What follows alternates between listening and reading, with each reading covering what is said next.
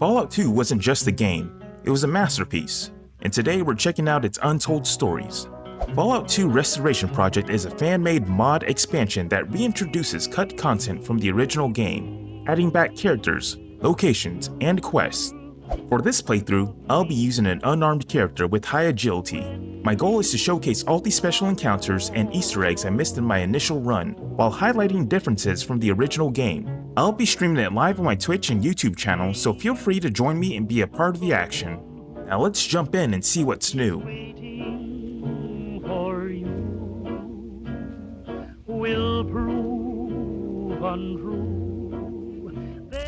For this episode, we're going to be exploring the Abbey. So, that will be a new location in this mod. Alright, so first thing I want to do, I want to go to Vault City, because we didn't pick up some stuff there. Alright, so actually let's go back to Vault Village. I forgot to show something off.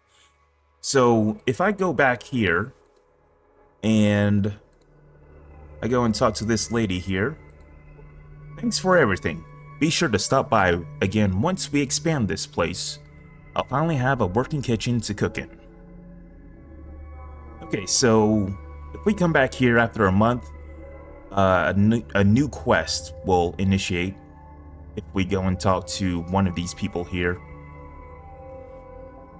We just have to establish a trade route with this village and the other surrounding locations. So we'll do that later. As far as I know, these mole rats just stay here. I guess they protect the village or something.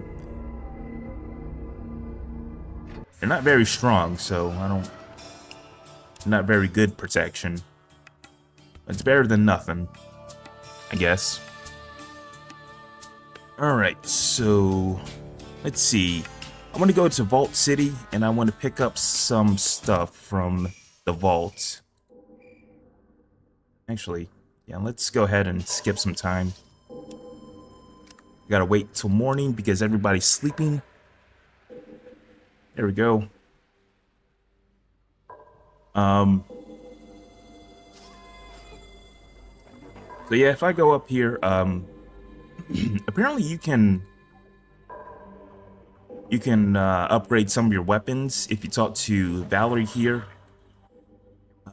Yeah, what? Can you repair anything of mine? Doesn't look like you have much of anything that I could tinker with. I mostly do pistols, rifles, that sort of thing. So if we had some pistols and rifles, we could get an upgrade on them. So I know Vic, he has a pistol. He also has a rifle. But the upgrades for those weapons aren't very good. They just extend the magazine or the ammo capacity of those weapons. Do I want to talk to this guy right now? We'll talk to this guy later, Thomas Moore. He wants us to deliver a briefcase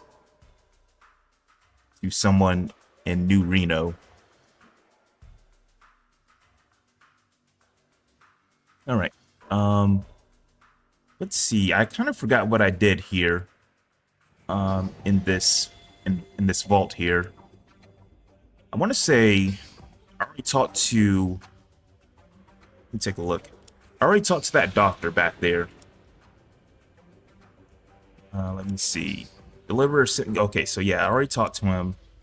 Let's see if I already got the resistant stuff he gives us. Yes, I think so. Okay. So we already did everything we could do with this guy over here. I'm going to go ahead and talk to this lady here. You see a thin young woman. She smells faintly of antiseptic. Oh, hello there. I haven't seen you around before. Are you a new citizen? Yeah, just recently got my citizenship. Well, welcome to Vault City, fellow citizen.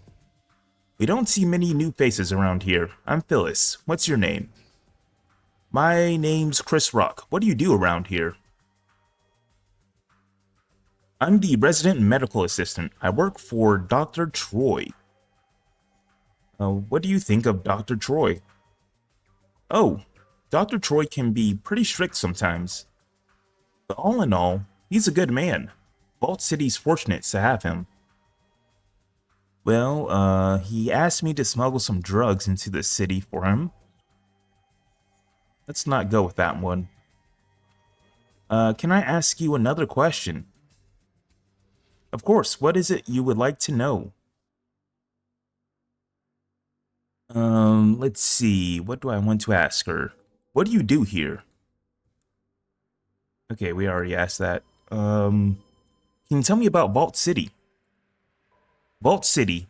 Well, actually, there's not much to say. I mean, I've been a citizen all my life, but there's not much to do in Vault City at all. Seems a shame that a beautiful young woman such as yourself can't find something to do in Vault City. So we can ask her on a date. We can get some experience for doing that. Pardon me? I couldn't help but notice you're an attractive young woman who couldn't stand to get out once in a while. How about you and I have dinner? Oh, well, I'd love to. Great, let's go. Thanks for the wonderful evening.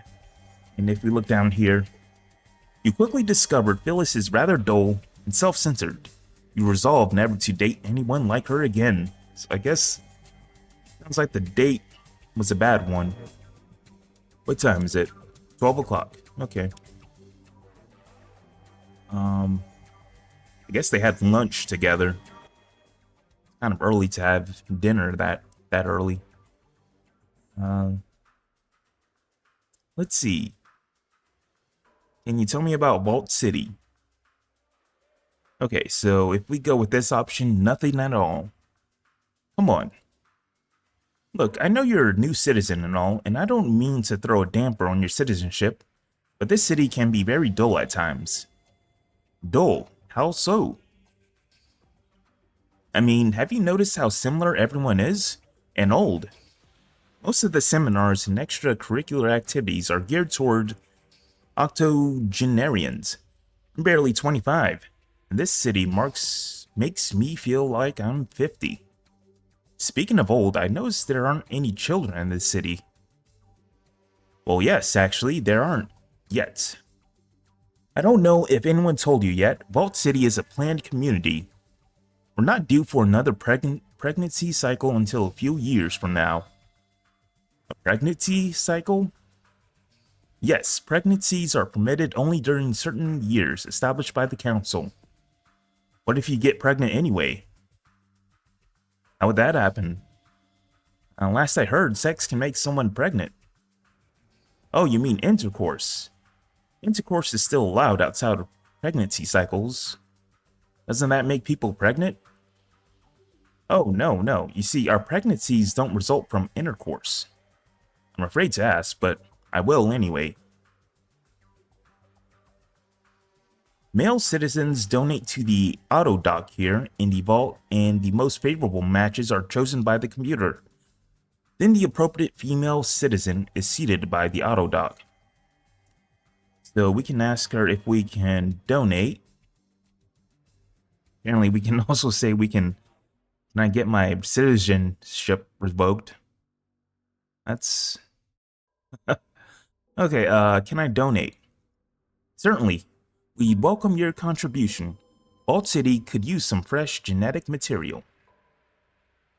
Okay. Say, could I get a magazine or something?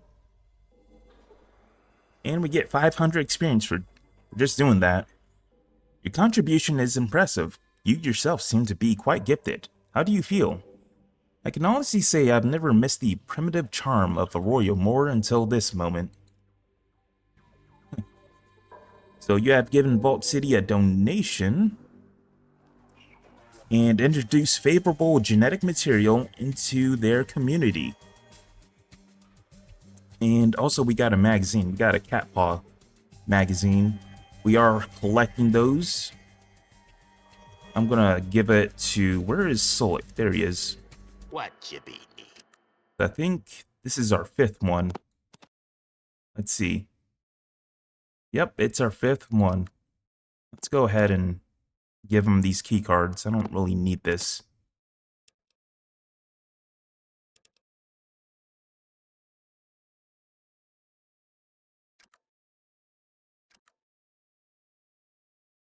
Alright, that's it for now.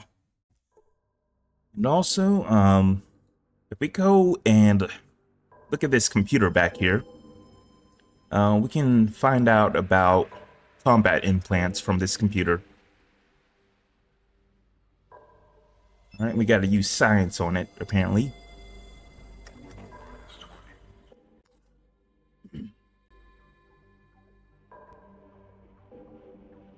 Although you have logged into Vault City Medical Database, the interface is difficult to understand.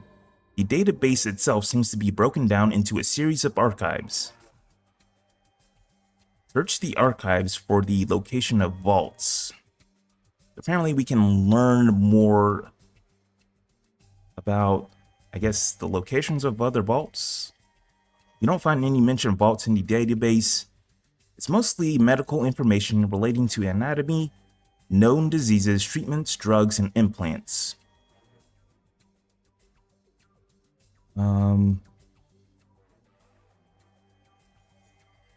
I guess, so we don't learn anything about the location of other vaults here. Search the archives for any mention of the Garden of Eden creation kit. You don't find any mention of the GEC in the database. It's mostly medical archives relating to anatomy, known diseases, treatments, drugs, and implants. Okay, search for the medical database for anything of interest. You search the database and are amazed by the information contained in the archives. The current research being conducted in Vault City is fascinating, and their medical technology is beyond anything you have ever seen. Continue to search the archives. And we got experience for doing that. You spend almost an hour studying the archives. As you delve deeper into the database, you come across a series of older archives that contain schematics for some sort of combat implants. Study the implant information. The schematics detail an operation for grafting impact plates and thermal dissipating membrane to a human skeleton, granting the subject resistance to physical trauma and heat. It looks like a complicated procedure. Make note of it, then search the database for more information. Okay, so we can actually see an Easter egg here. I believe we got to click on one of these options like 20 times. Let's see. All right, so if we continue to search the database, let's see. You search the database again, but discover nothing new. Maybe if you search 20 more times, you might find something new. Okay, so it looks like we gotta search 20 more times.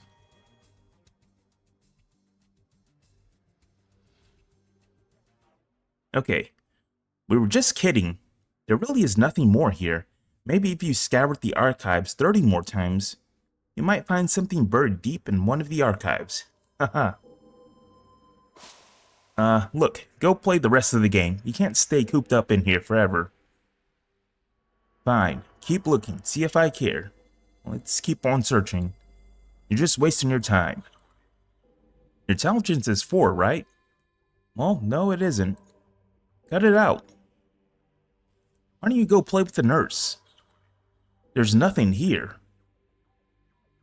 You search the archives and find nothing. Let's keep on searching then.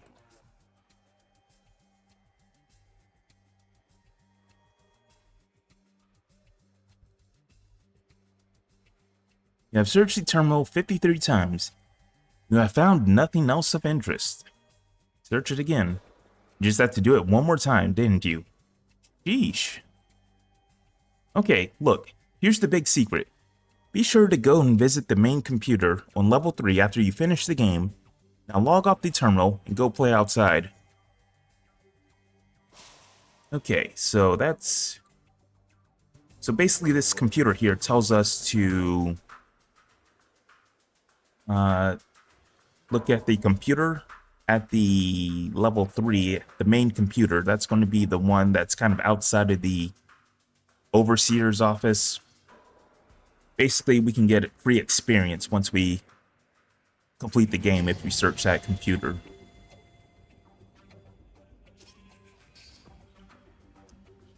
I forget how much experience you get. If I remember right, it's going to be a lot. So, in this second level here, most of these doors are locked. And right now, we're not strong enough to open these doors, and our lockpicking skill is pretty low, so I'm just going to have to come back here later to explore this level 2 a bit more when I'm strong enough and a higher level. But this is the only room that we can access at the moment.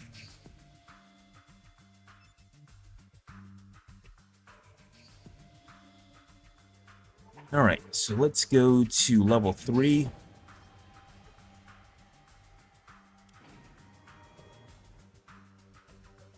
Actually, no, I missed something up there. Got to check the vent.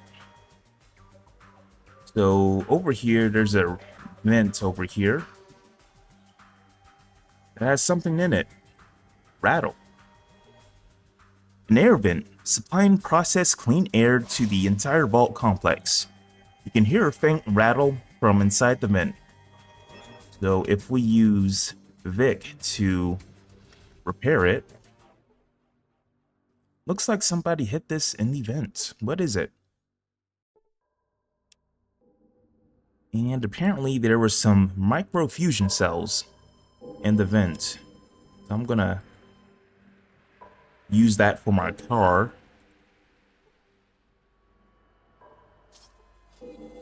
Alright, let's go down to level 3. So I'm going to have to visit this area later on, because I still can't open this door because I'm too weak and my lockpicking skill is too low. I'm going to need like a strength enhancement or something. Maybe I'll come back here with some buff out and open those doors. So we can use some science on this computer to get some more experience. Spend some time studying the computer archives. Got 350 experience points. So this whole area is pretty much like free experience.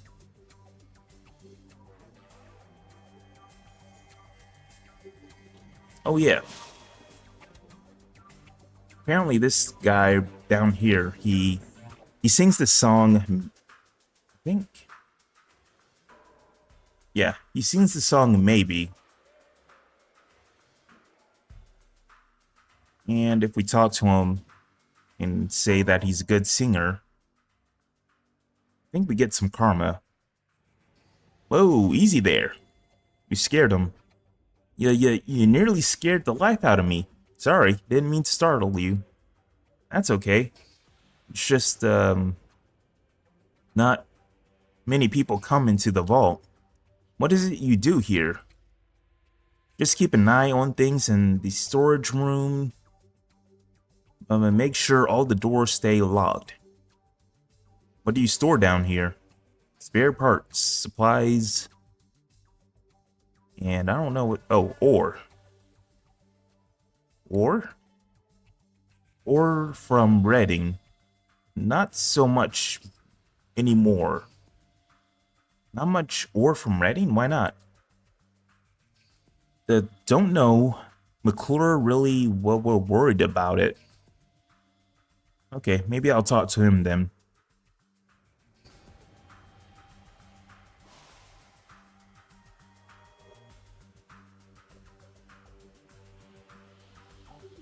Okay, wonder what all this says. The list of readings have been transferred to something. 3 backup lists are now being entered into. Okay, so that's just random technical stuff. Yeah, I've logged onto the Vault City central computer. The interface seems relatively easy to understand. Everything seems to be broken down into archives.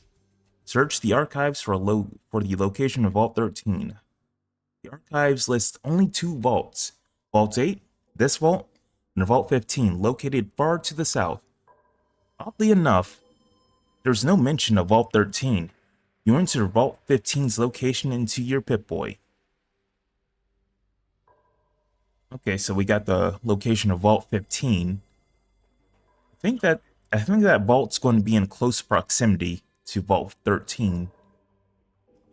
You have returned to the main menu. A series of archives and search programs are listed on the terminal screen. Let's see, search for any references to the Garden of Eden creation kit. According to the archives, there is no GEC currently in stock at Vault City's amenities office. The people of Vault City seem to have used the only one they had to help establish the place when they came to the surface. Scroll through the remaining information. From what you can make out in the archives, 2 GECs were part of every Vault's standard inventory package. Only one was shipped to Vault 8, however... Okay, so we can cross-reference the GEC shipment information. Due to a shipping error, it appears Vault 8 received a box of surplus water chips intended for another vault. The other vault most likely received Vault 8's second GEC. Okay. So I guess we can actually... I think, we can use this computer to look up reports of Vault City's power generation. I guess this is another thing we could do with the power plant quest and Gecko.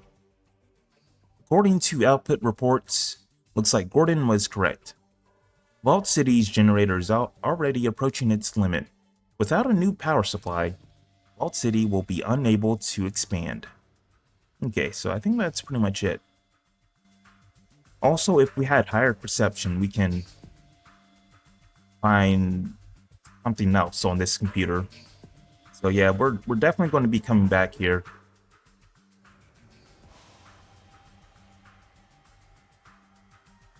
Okay, so I think we're done here in Vault 8 for now. I want to go back upstairs and talk to Thomas Moore. He wants us to deliver a briefcase to some gangster in New Reno. And conveniently, we're going to be going to New Reno pretty soon. We can get some free upgrades there.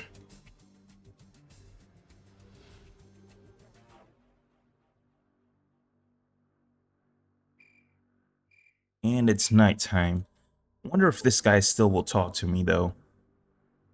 Some of the NPCs won't talk to you if it's nighttime. Hello and welcome, traveler. Have you heard the word today? Why, no, I haven't. The word, my friend. The word is selfishness. Mix in a slew of arrogance, and what do you have? Vault City. In all of its self-righteousness, slave-trading glory. Amen, brother. It is time to hear the wailing of our kin. Outside these walls and let them in. We have more than enough to feed and shelter our brothers. We need not to be rich when so many are poor. At last, someone who speaks sense. Why must others suffer when aid lies within these walls? Friend, as I look upon you today, I see strength. I see faith. Do my eyes deceive me? Or do they see a kindred soul that shares my cause? Damn right. Then let me ask you this, my friend. To what lengths would you go to spread the word? No lengths are too long, no distance too great. When the cause is just, and the word is true, Whatever needs to be done, I will do it. Even though it may mean banishment from this oasis, there's no oasis, my brother. It is a city, built on selfishness and greed. It needs to be saved from itself. In that light, is banishment too high a price? I think not. Leans in. I have a briefcase with information vital to our cause. Will you deliver it to New Reno for me? I would do it, but the citizens here are watching me. Oh. Sure, give it to me. Here it is, delivered to this man. John Bishop in New Reno. Tread carefully, my child, and carry the word with you. Deliver this briefcase to John Bishop? No problem. So John Bishop is going to be one of the crime bosses in New Reno. There's going to be multiple crime bosses in New Reno. We'll be talking to them later on in this playthrough, doing quests for them. Let's go ahead and save. So right now, where do I want to go? I want to go to... Yeah, I want to go to Henry's and buy some micro fusion cells for my car.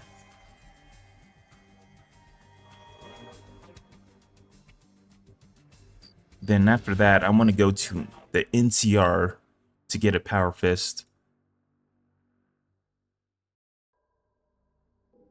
Now, what do I have?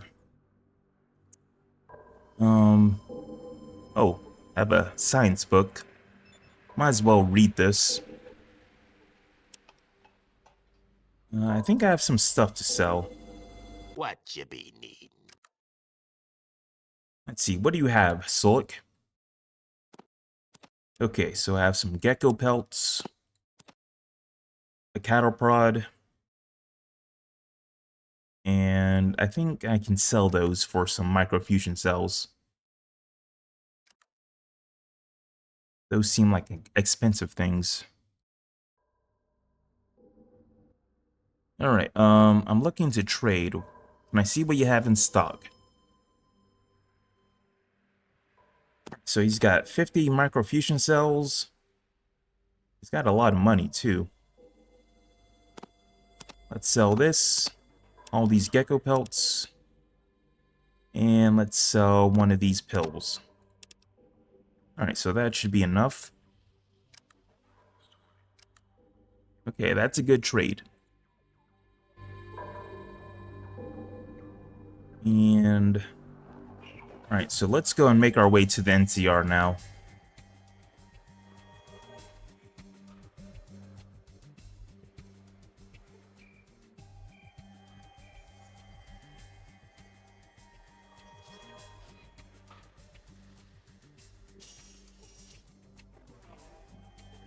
And, might as well put this into the trunk. I don't need to carry all that stuff on me. Put all this healing stuff and medical stuff in the trunk, because I don't need it right now. Okay, so we are good to go.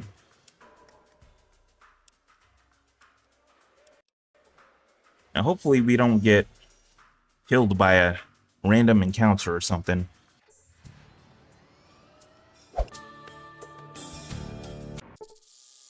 Uh-oh. You encounter a caravan. Okay, well, finally. Good random encounter. Oh, I think I gotta put away my weapons with these guys. Alright, so you see a scared traveler. The boss is a good guy for the most part. I guess he means her. I've heard of you. You're that badass going around raising a ruckus all over the place. I've been meaning to meet you so I can shake your hand.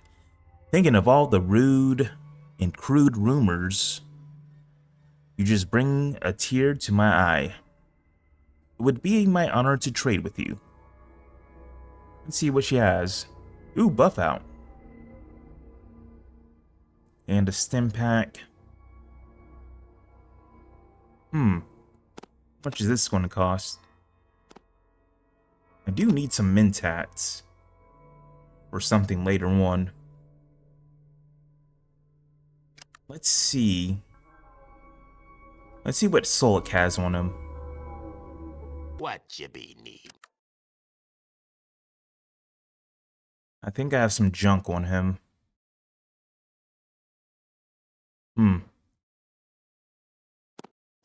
Okay, maybe we can sell one of these.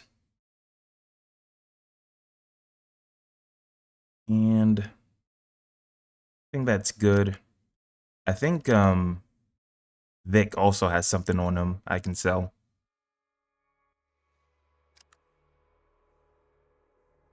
Let's see. Okay, super repair kit. Let's sell one of those.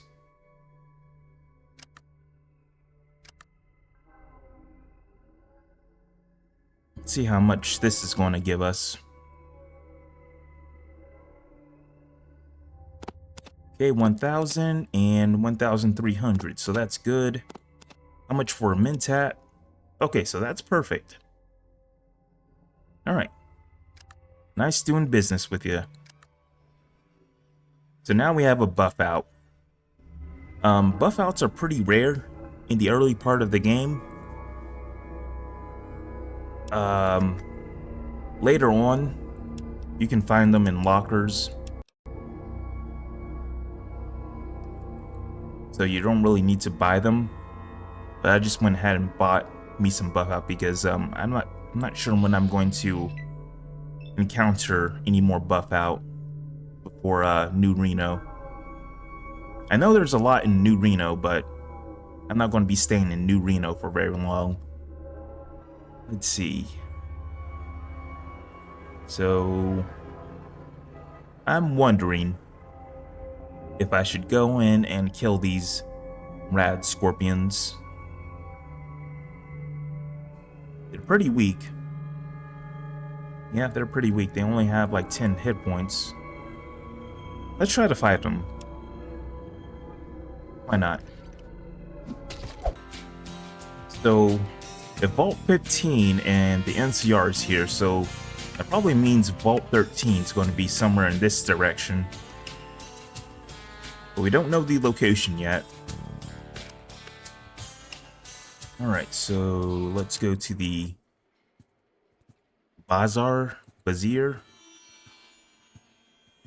not sure how you pronounce that. Okay, so my poison went away. That's why I didn't use an antidote. So I'm gonna go over here to this saloon here. There's a super mutant rather, who has a power fist on him. I'm gonna steal it from him.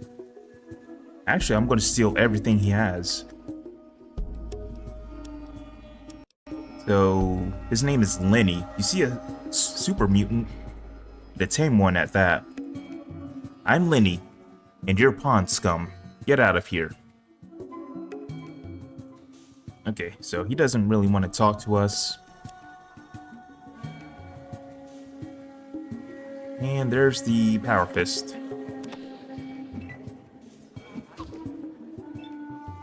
So I think the power fist is going to be harder to steal from him.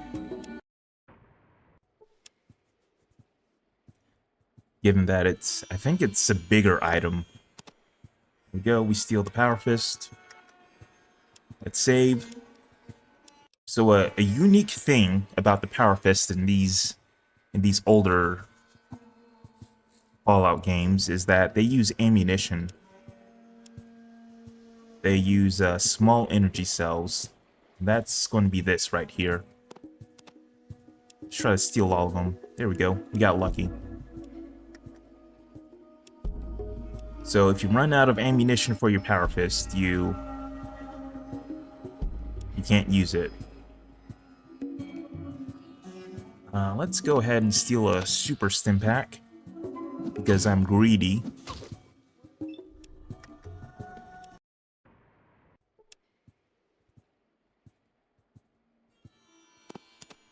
There we go.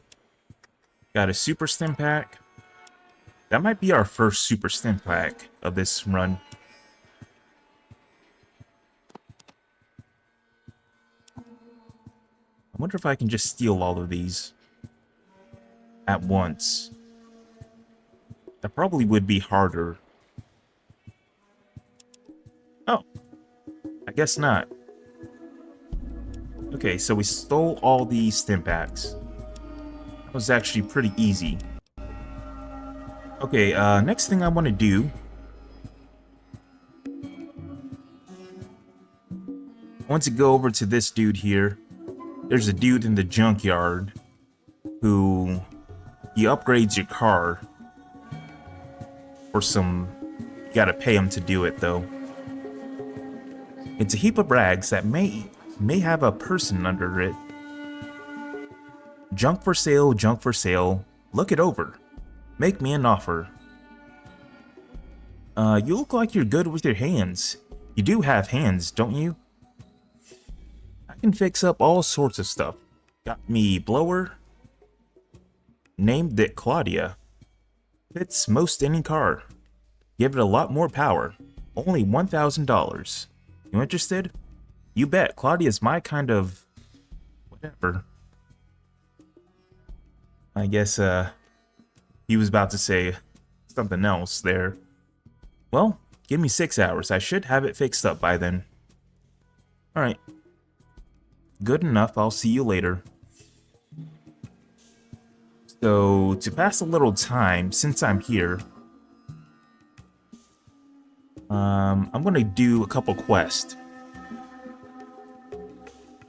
They're not gonna take 6 hours to complete, but I might as well knock them out since I'm here.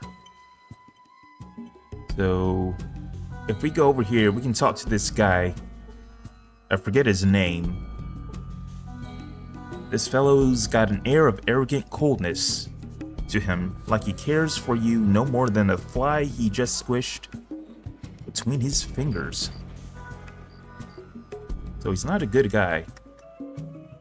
Let me see, I'm going to save here, this slot. So I'm going to do 2 quests for them. I'm Merc, what do you want? I'm looking for work. Are you that stupid? You think I'm just going to hire anybody? You work for me. You have to prove you're good for somebody, something. Prove, like how? Like, I've got problems that need solving. Such as there's a damn hebologist in town who has irritated me. Once this itch is scratched, come back and talk to me. Consider it done. I got just the back scratcher for him, but what's a hebologist and where do I find him? A hebologist is a nutcase religious fanatic. It can be found at the church in town. I'm on my way. Okay. We gotta talk to that hebologist who gave us +2 luck on our character. We gotta kill him. So since I don't really need my companions for this quest, so I'm just gonna tell them to stay here. So wait here until I come back. We be here. We be here. I need you to wait here until I come back. Yep. I need you to wait here too. Well, all right then. I'll wait here till you get back.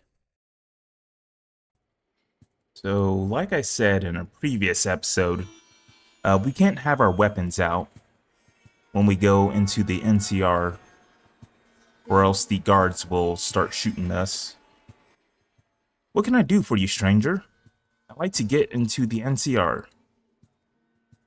Well, you look respectable enough. What's your name? I've got to put it in the logbook. Chris Rock. Alright then. I'll have the gate open for you in just a second. Okay, so whenever it's nighttime in the NTR, you gotta talk to that lady to get into the town. Alright, let's see. So I believe this quest is the only quest really in the game where you actually have to sneak to kill someone. Because I can't really remember off the top of my head any other quests where you have to sneak. And we are going to use our new Power Fist. And I think it's already reloaded. Let me see. Yep, it's good. Just go behind this person here. I'm going to save first.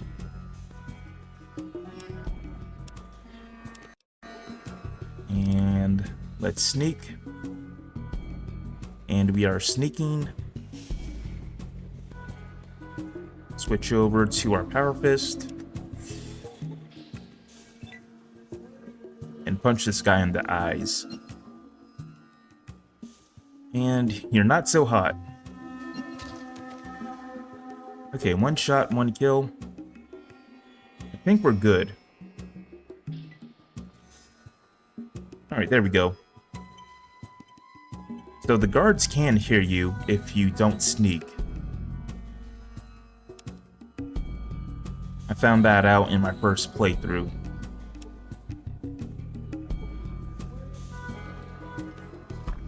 Alright, so that's a job done. Let's go and tell that guy at the saloon we killed that hobologist. You always want to make sure you get the luck upgrade before you kill that person.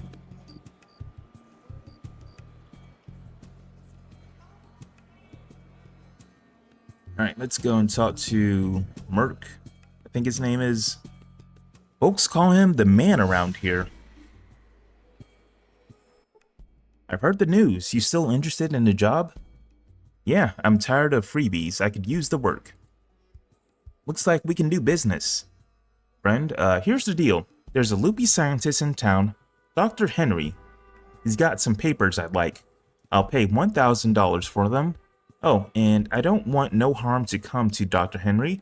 He's useful alive. Interested? I want it. Excellent. Come back when you're done. Alright, so this is an easy one. This is an easy $1,000. You again. I like to get into the NCR. Alright, and she says the same thing. Has to write our name down in the logbook.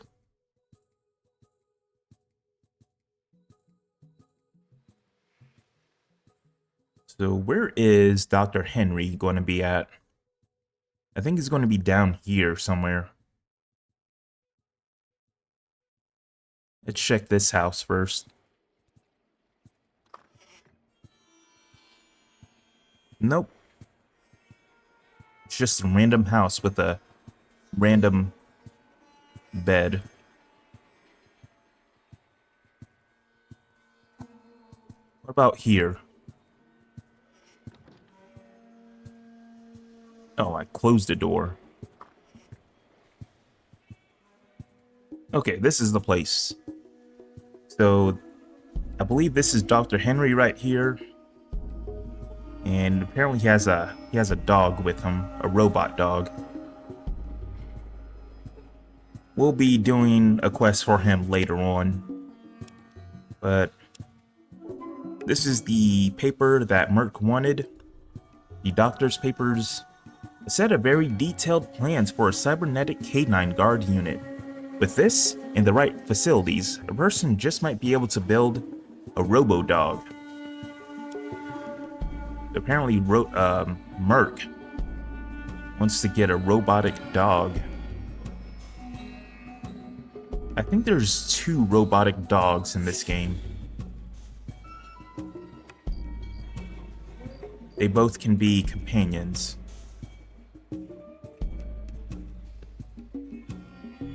Alright, let's go and talk to Merc. So is that little business with Dr. Henry done? Yeah, I got the papers you want. Days like this make me so happy.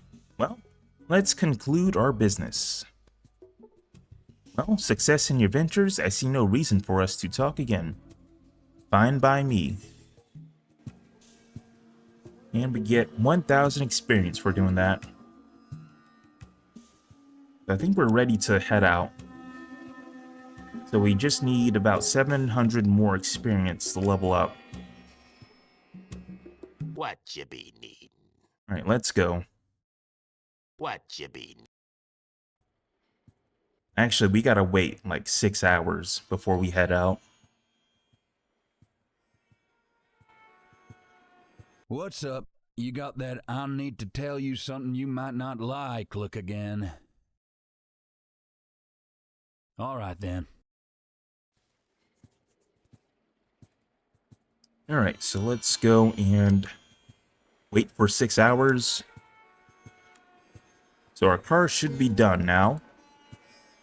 Let's go and talk to the guy in the junkyard real quick, just to verify. Oh, his name is Ratch.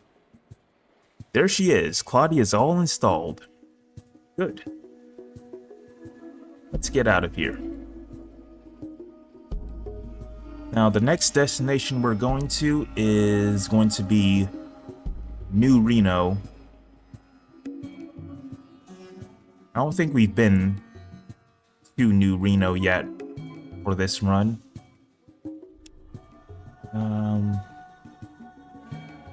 Might as well put this one me.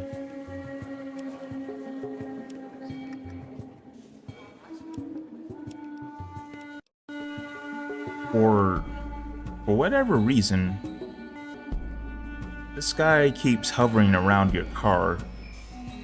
I don't know. I think this guy might be able to steal your car, but I'm not sure what determines that. But we will get our car stolen at New Reno. That is a thing that will happen every time you go to New Reno. Welcome to New Reno, the biggest little town in the world. Trash can fires and neon signs bathe the city in a hellish glow. So New Reno is going to be very similar to New Vegas in that there's gangs that run around. The difference between New Reno and New Vegas is the gangs in New Reno kind of run the place, whereas in New Vegas, you have a person named Mr. House who runs everything. So you can gamble here, from what I know. There's a cat house, a brothel, whatever you want to call it.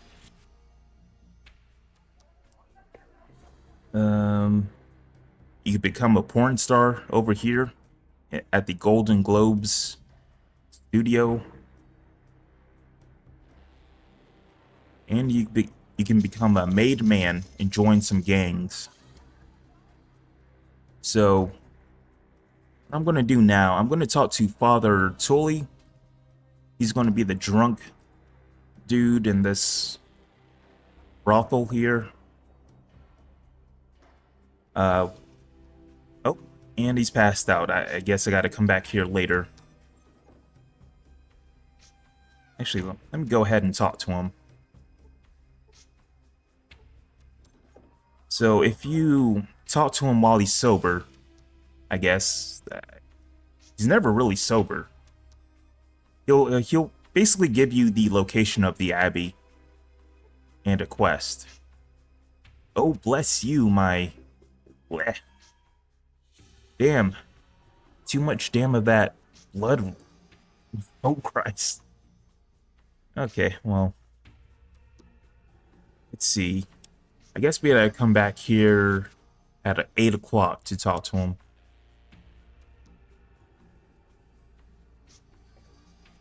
But for now, I'm I'm going to go ahead and see if I can get some upgrades on my Power Fist.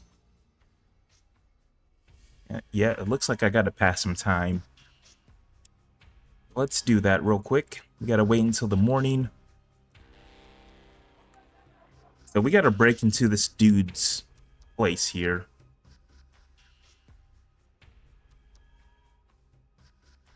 So we got to wait for this guy here to go to his little buying and selling area. If he's back here in his room, he'll catch us and try to kill us. We gotta go back there to talk to a guy in his basement. Let's go and save here.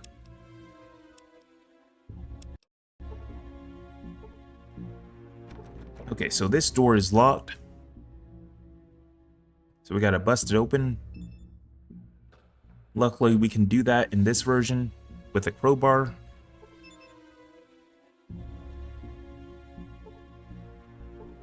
You are too weak to bust the lock. Failed to pick the lock.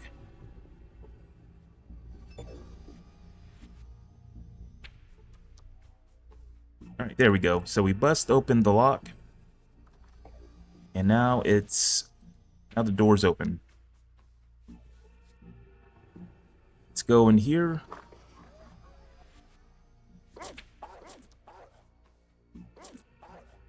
Alright, so uh-oh. Okay. So I believe those dogs are bugged in this version also. They're supposed to attack you, but they don't. Let's go down here and talk to this guy here. This guy here, he's a very strange fellow. He can upgrade our weapons. The slack-jawed young man looks at you with a toothless smile. Stitched on his shirt is a small tag that says Algernon in cursive letters. Boom! When he sees your weapon, he starts pointing at them excitedly. Boom. Do you want to see one of these weapons? What do you want to give him? I'm going to give him one of my melee weapons. Which one? Your Beatco Bigger Frigger Power Fist. Al takes the item and his eyes light up. He tinkers with it for a few minutes, then a few minutes more, then a few more. An hour later, Al hands it back to you with a nod and an evil smile. Boom. Thanks, Al. So now we have the Mega Power Fist. A Bigger Frigger Power Fist from Beatco, considered by many to be the ultimate weapon to use in unarmed combat. This one has upgraded power servos for increased strength, powered by small energy cells, and you only need one strength to use it. Weighs 10 pounds. I want to see what else he can upgrade while I'm here. So there was a microfusion cell here that I just picked up. Yeah, okay, so let's go over here. He has some stuff on his tables here. Let's go ahead and pick this up. Some ammunition.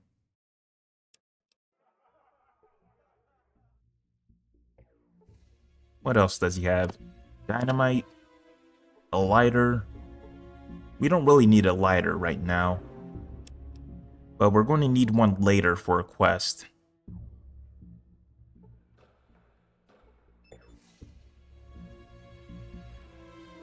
Okay, I'm trying to look at this table here, and I can't get there. Okay.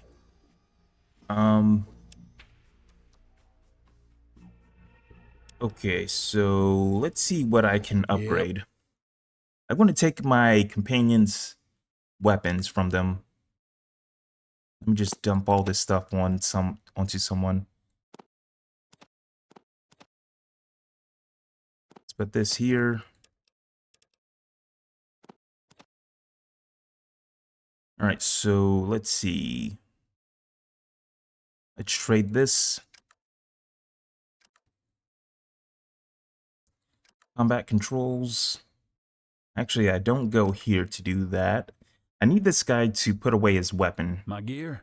What? Put Sure. away your weapon. Let's see if Algernon can upgrade this too.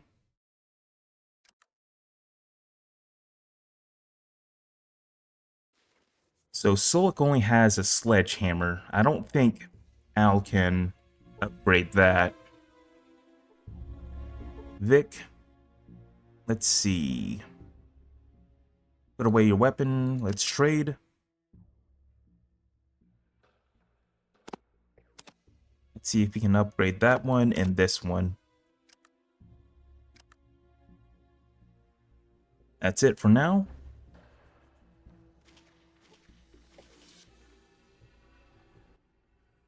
Alright, so let's see what he can upgrade here. What do you want to give him? Give him one of your pistols. Okay, your Desert Eagle. Al takes the item and... Alright, so it's basically the same dialogue. Alright, so he upgrades it. Upgrade the rifles. Colt hunting rifle. And upgrade the AK-112. Okay. So, like I said at the earlier portion of the episode, all the upgrades for the Desert Eagle and the, what is this? The assault rifle, it just expands the magazine. That's all it does. As far as the hunting rifle, the upgrade is that it makes it a scoped hunting rifle. Okay, so I gotta figure out who I want to give that to. Probably Cassidy. What's up? You got that I'm pulling rank look again. Okay, let's give the scoped rifle to Cassidy. And might as well give him back his shotgun. I don't think this has an upgrade on it. No, it doesn't.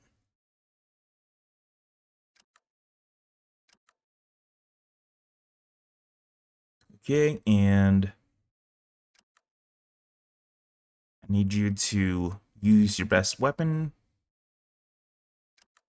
Gotta trade with him again because I want the briefcase and my ammunition back.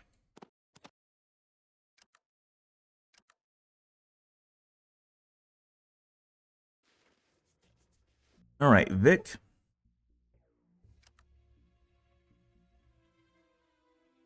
Let's see what we got here. Let's give this to Vic. The 2 upgraded weapons. And that's it.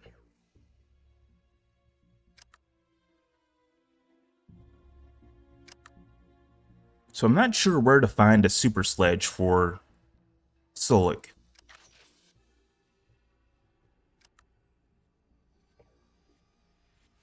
I think there might be one in Navarro, but I'm not sure yet.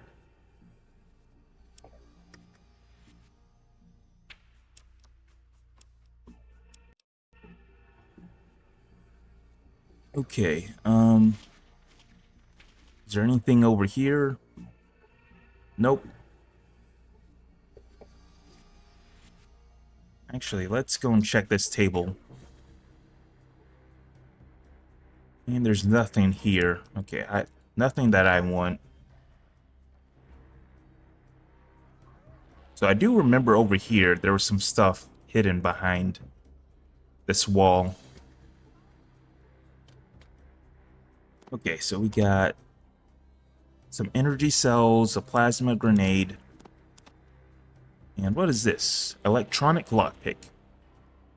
Okay, so it looks like we can go back to, what was that place called?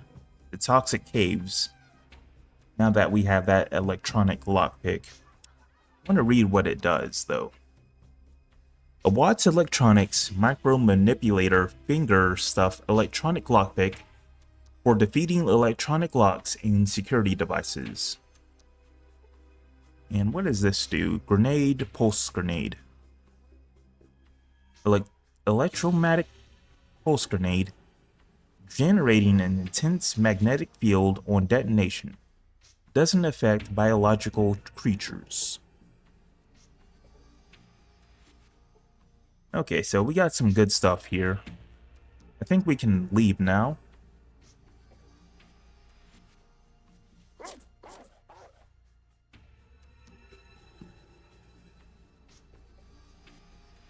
And let's go and talk to Father Tully now. He might be up. Let me see. It's 12 o'clock now. I guess not. I'm going to wait 3 hours. Maybe he might wake up at 3 o'clock. There we go.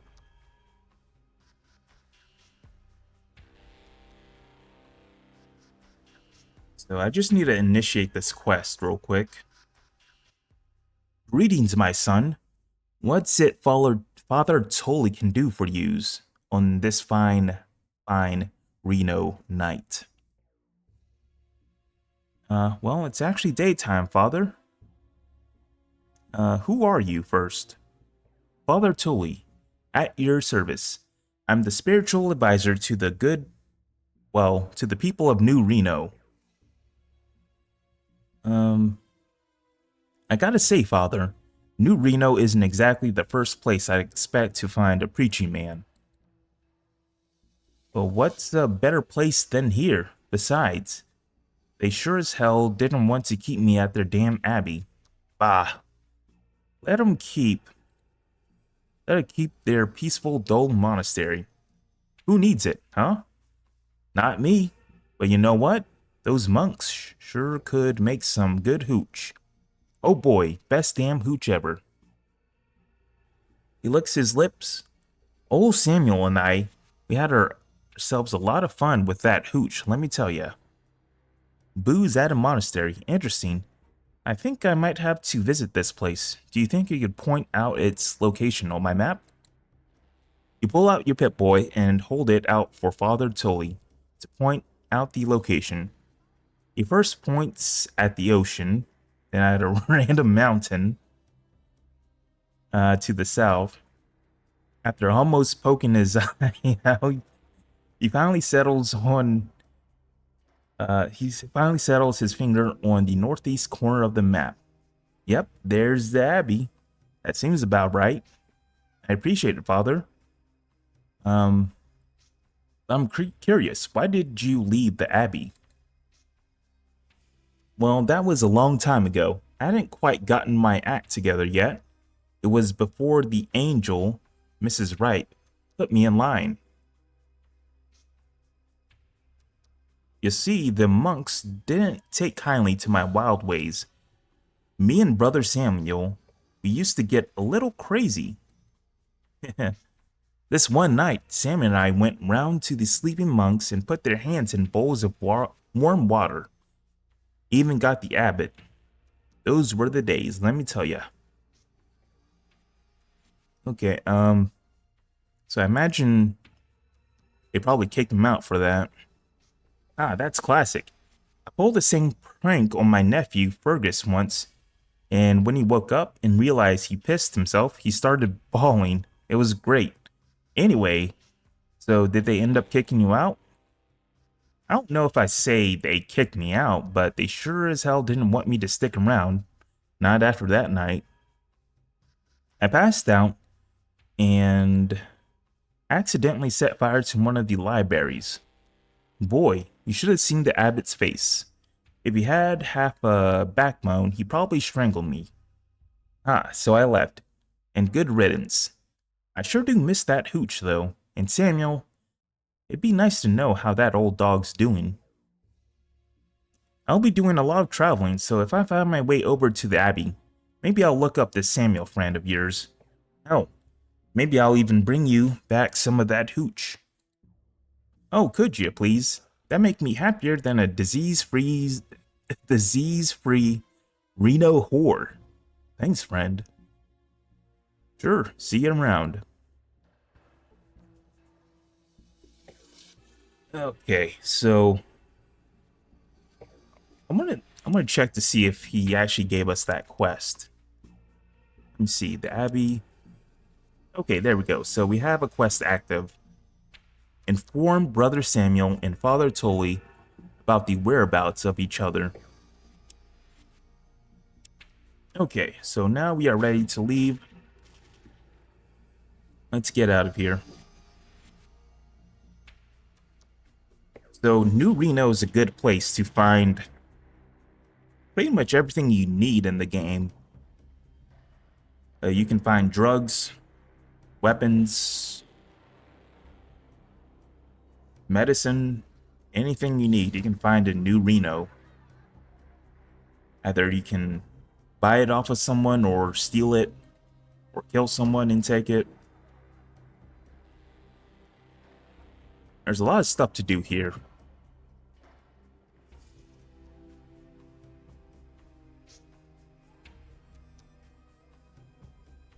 Oh, I never noticed this one. NCR poster. Wonder what that says. Peace for today, NCR. So they have some NCR propaganda here at New Reno. Alright, so a car is gone. Apparently this guy over here, he has something to do with it. Smiles, displaying a gleaming gold tooth. His cologne is so strong it almost chokes you. Welcome to the glittering city of New Reno, my brother. And you are? Name's Jules, and I would be most pleased to make your acquaintance. Show you around, and set you up with whatever you're looking for. Jules, have you seen my car? I parked it here a while ago, and it's now gone. Your car? You sure parked it here? I ain't seen it. What, you suddenly gone blind? You see my fist? Motherfucker, you see it? Now tell me again, you haven't seen my car. I fucking dare you. Brother, I don't know nothing about your car. I ain't seen what happened to it, and I don't know where it is. Really? That sounds like a load of shit to me.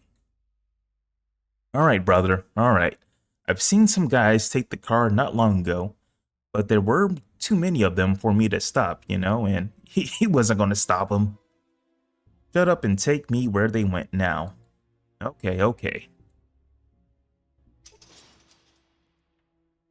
Alright, so this looks like an old electrical pre-board charging station. A graveyard of stripped cars surrounds the building.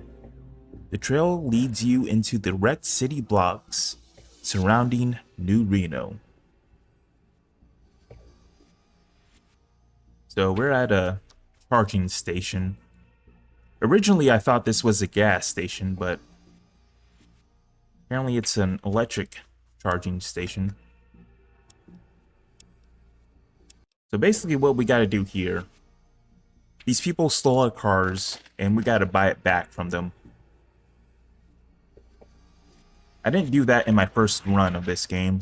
I just killed everybody and took all their loot. But apparently you're not supposed to do that. Because if you buy your car back from this guy, you can get upgrades for your car and some fuel cells, micro fusion cells for your car. T-Ray's hornier than a four-headed goat. That's the guy we gotta talk to. I wouldn't sweat it. The highwayman's got a full analog system and no computers. None of the fancy stuff. So it looks like these guys are about to strip the car down, or fix it up or something. Let's go over here and talk to this guy. Hopefully I have enough money to buy my car back. Let's see. I should Yeah, I should have enough. Who are you? And what are you doing here? Where did you get that highwayman? I like the look of it. Let's go with the first option. I think if you choose the wrong options, this guy will try to fight you. The highwayman outside? Damn right you like the look of her. That's one sweet machine, a recent acquisition. We're just about to spruce her up, make some adjustments, then sell her off to old man Bishop.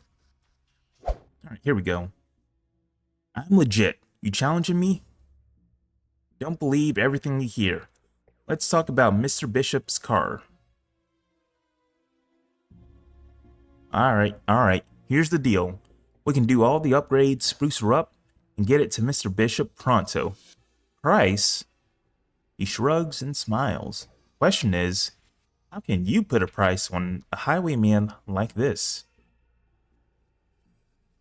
So I guess we can barter with him. But let's see how much it's going to cost first.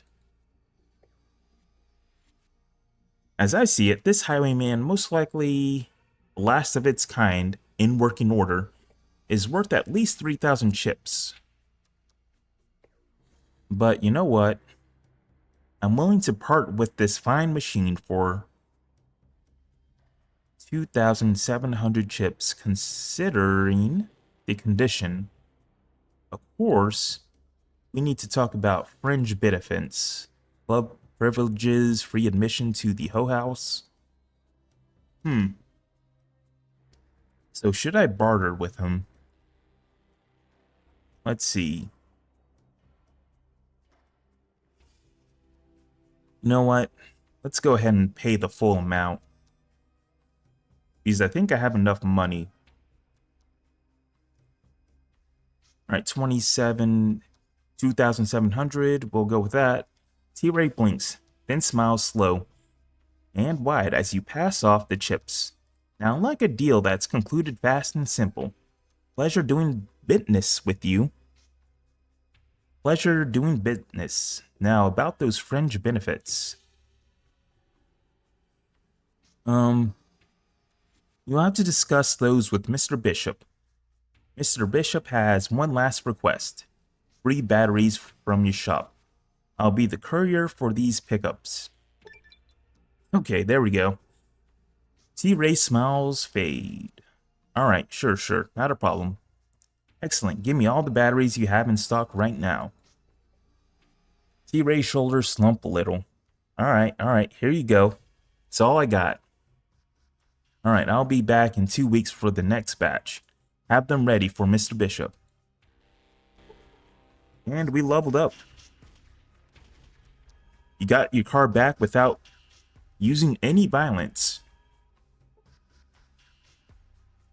Even though we had to... How much money did we spend on this car? Did we spend like, what, close to like 6 grand on this car altogether? So we have a bunch of microfusion cells. Let's go ahead and put some of this stuff in the car.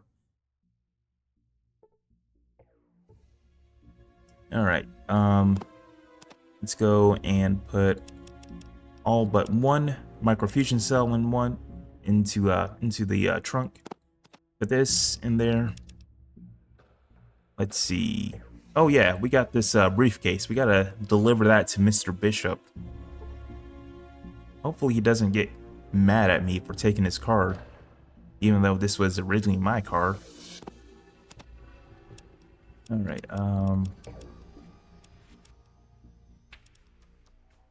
let's put some of those in there. And I believe that's it. Okay. Let's go ahead and fuel up our car.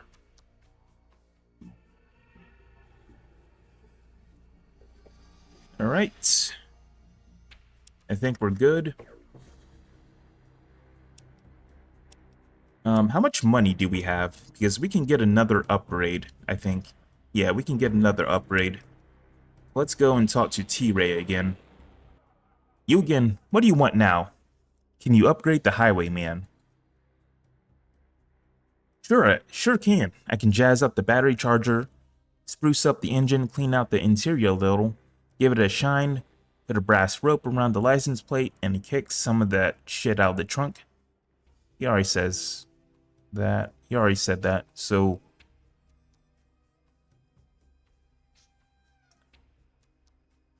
maybe I can do it for 300 chips. Let's see. Nah, that ain't going to cut it. 500 or nothing. Okay, here's 500 chips. There we go. Okay. It's all taken care of. And look, if you ever need a battery, come talk to me and I'll hook you up. Oh, apparently he sells stuff. Let's see what he got. Damn. He's got a lot of money. That's my money. I wonder if I can steal that from him. Let me see if I can steal that.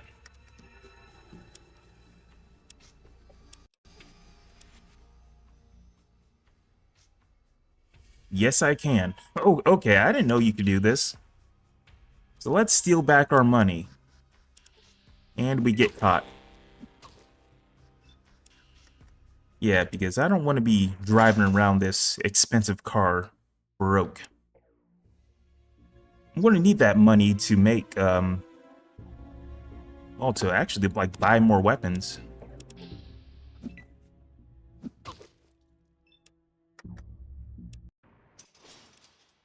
I guess I could also just kill him and take the money. I don't think I really need T-Ray anymore.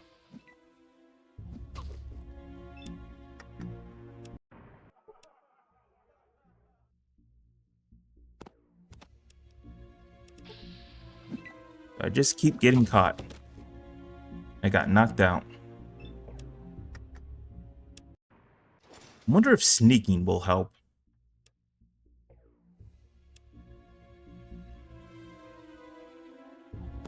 Let's see if I can do this. There we go. And I took back my money. And let's get this level thing off of my screen. So we're at level 11 now. And we got 41 skill points. So we're doing pretty good. 68 hit points. Alright, let's get out of here.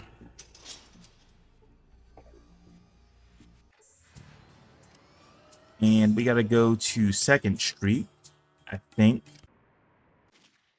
And we gotta deliver this briefcase. Okay, so we're good. It's in my inventory. Let's head on up to talk to Mr. Bishop.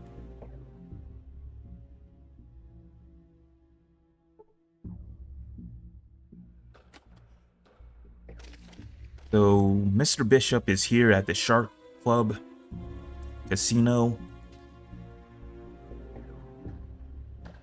He's going to be the guy in charge. Like I said, he's got a daughter here and a wife somewhere. I think his wife is right there. And his daughter's right here. You can sleep with them. I'm going to do that later. I'm not going to do that now. What do you want, pal? Make it quick. I'm here to see Mr. Bishop. I have a suitcase for him from Mr. Moore. The guard steps away for a moment, opens a panel on one of the walls, and whispers something. He waits for a minute, listens, then turns back to you and shrugs. He says you can head on up. All right. Let's go up. All right. Hello there, Mr. Bishop. Studies you.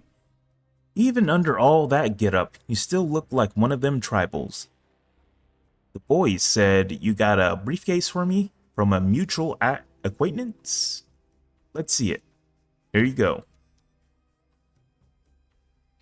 Opens the briefcase, checks contents, snaps case shut. It's from Moore, alright. Says you check out, tribal. Lucky for you, you come in here with a bad rep, and you're asking for a quick trip to the sky. Well, I delivered the case like more ass. Now, about the payment. Hold your horses, Tribal. We ain't even discussed payment yet. Studies you. So where do you know more from? You ain't trying to play politics amongst the tribes now. That boy missed his calling. I just happened to run across him during my travels. I offered to help him out by delivering this briefcase to you. Damn human of you. For all of his preaching, old Tomcat Moore can't seem to step off his soapbox long enough to actually do any legwork. Yeah.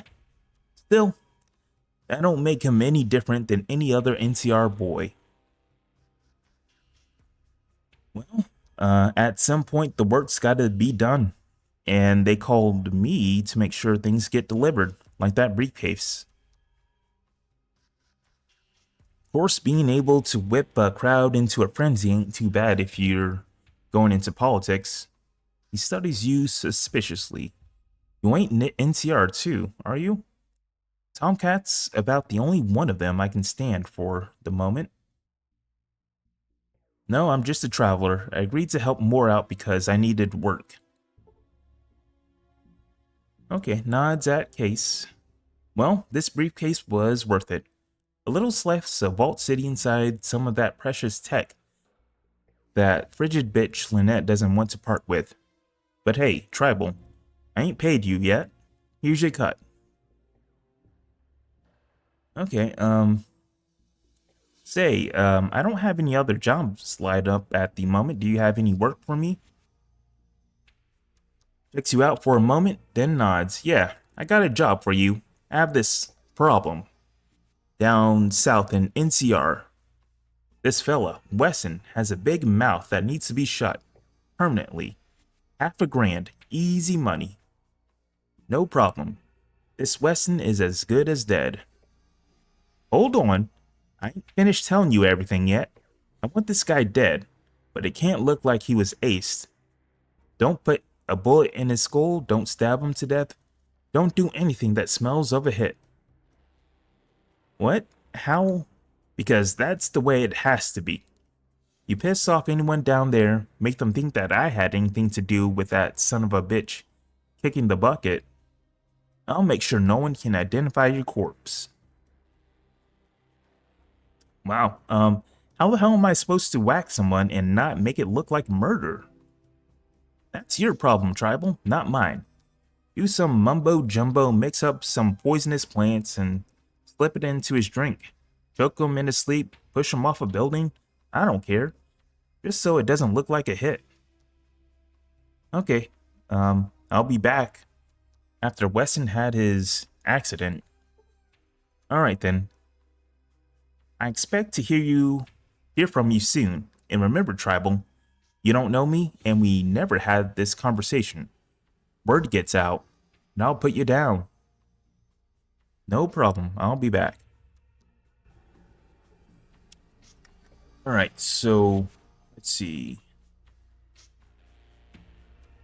Let's go and save here. So, we're not going to kill Wesson yet. I believe Wesson's going to be one of the council people at the NCR. Let's see. We got some safes back here. I believe there's some loot here in this safe. And then over here in this safe over here is some like quest specific items you can get. I don't think I need them. I shouldn't need those items in that back safe. There's another way of like doing that quest that's it's what's the word involved in that item. All right, so I'm just going to take stuff out of this safe here.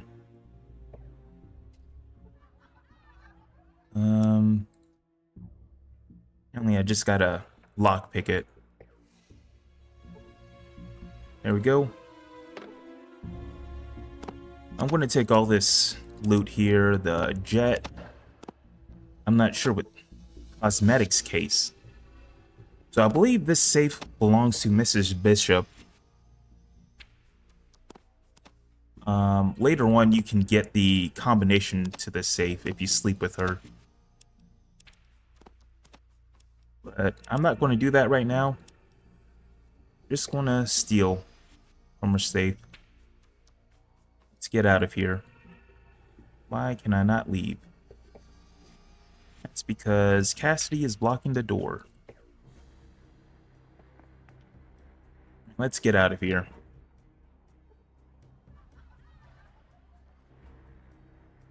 Yeah, that back safe has the location to the Raider Mercenary camp that's been attacking Vault City. I don't really need it, because there's another way of finding the location of that Raider Mercenary camp.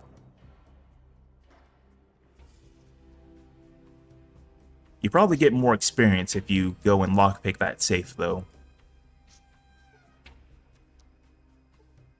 Alright, let's go ahead and throw all this crap into the trunk.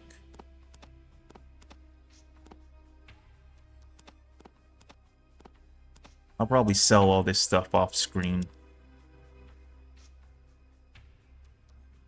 Alright, so I think we're good now. And we got 22 stim packs. We are looking good. Alright, so the next place I'm going to go to the Abbey now. You have encountered a monastery and a small community built around it. So this place was removed in the original Fallout 2 game. It's basically just a big monastery with monks running around. It looks pretty nice though. I like the look of this area. They got a little farm down here in the south portion of this area. And a cemetery. And let's see what else they got over here. Oh, there's a tribal right there. They have a water pump here and some water here, so this is where this little community here gets their water from this I guess this is a lake or something. It doesn't look like an ocean. But yeah, to my knowledge, this area only serves to like give background lore to what a Garden of Eden creation kit is, and also some background information on the Vault Tech experiments. They have a computer on the second floor of this monastery that kind of goes into detail about those things.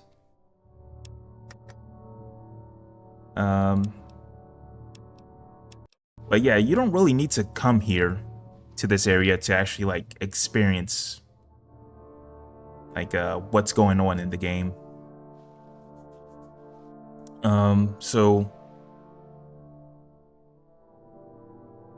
let's see, what do I need to do here? I have it written down on my notes here, who to talk to. Okay. So, let's go ahead and talk to some of these people here. You see a monk. Let's go and see what he says. How can I help you? What can you tell me about your order? Our holy mission is to collect and preserve the sacred relics of the forgotten past. Anyone is welcome here, as long as they don't damage anything. What kind of relics? All sorts, but most of our memorabilia consist of ancient tomes. So much information can be obtained from those texts. It is our mission to preserve this knowledge, so that a future generation may use it to build a new world of peace and joy. Who is your leader? He can be found on the 3rd floor. If you wish to learn more about our order, he is the one to talk to. Okay. And I guess we can barter with this person. Okay, they have leather armor. Okay, I think I'm going to barter with these guys off screen. If they have good stuff, I'll just do that off screen.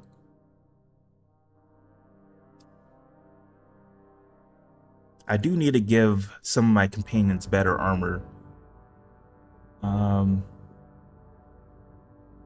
think Solik and Cassidy needs better armor. Who's this guy? You see a tough guard. Hi there, traveler. Welcome to the Abbey. Keep your nose clean and we'll get along just fine. Who are you? Nobody. Just an old retired caravan guard.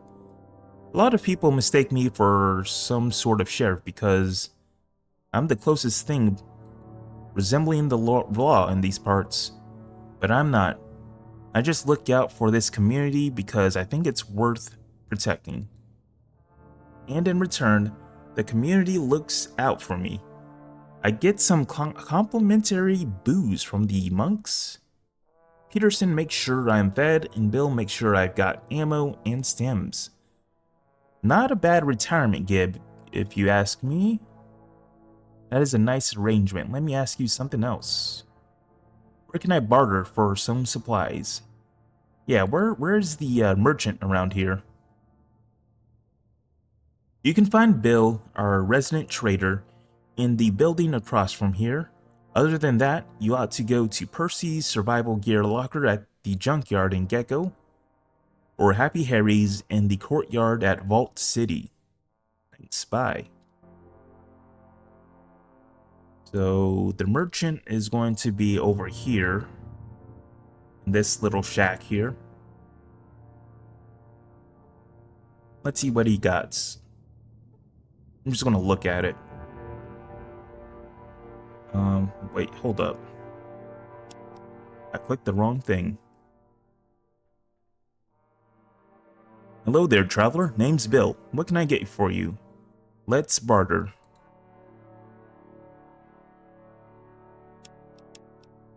So yeah, some stim packs. More leather armor, 223. So they have some stuff here.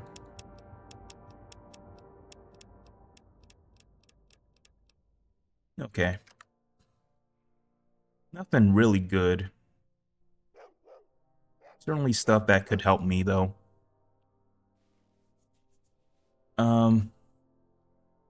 What's this thing here?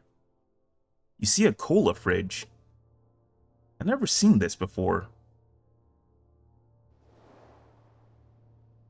Yeah. I think this is a new thing. I've never seen one here. A cola fridge.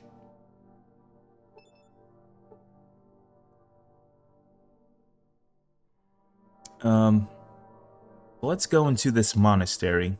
I want to talk to the head monk. I hope you enjoy your stay here. Oh, before I forget, let's take this off. Alright, wow. This kind of reminds me of the monastery in the first Fallout game. Oh, there's a person back there. And some food. Peace to you. Enjoy your stay. Nice weather. Ooh. Rock flower and xander root. Let's go ahead and pick this stuff up. I believe we can make stim packs with these. We just gotta use Myron to do it. Alright, what else? And that's all. What you be needin'? What you be needin'? Here, Put this in your inventory.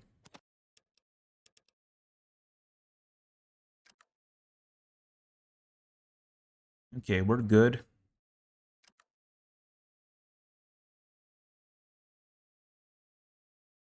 Also, I want to point out that the background also changes based on your location. So there's a cross in the background because we're in a monastery.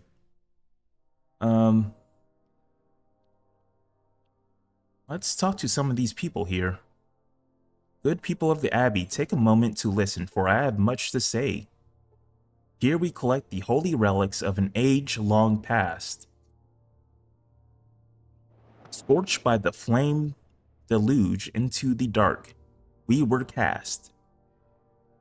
A memorabilia we shall make to preserve the wisdom of old. We must guard and care for it, though the flame has gone cold.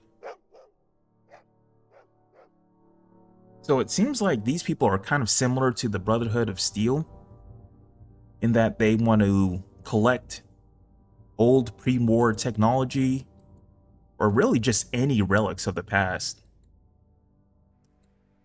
And just like compile it for some reason, like a museum or something. Peace to you, peace to you. Hi. Who's this guy? You see who's this woman? You see a holy woman. Life here at the Abbey is a peaceful one, something rare in these wretched wastes. I will say that it's definitely peaceful here, it seems like. Let's go up here.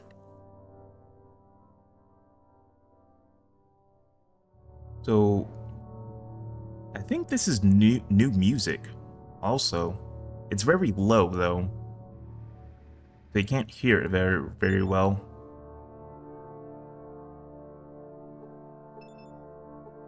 Get out of the way. Let's go and talk to this person. Life here at the Abbey is a peaceful one. Same thing. This person is busy. So this is the library, it seems like. What is this? Technical manual. Let's pick this up. What kind of technical manual is this? A technical repair manual on the T-51B power armor. I wonder if this is useful. Can I use it? Yeah, I'm not sure what that does. We do get power armor later on in the game. The easiest place to get power armor is going to be in Navarro. We got a computer here. We can't use it though. What's on this table? There's nothing of use here.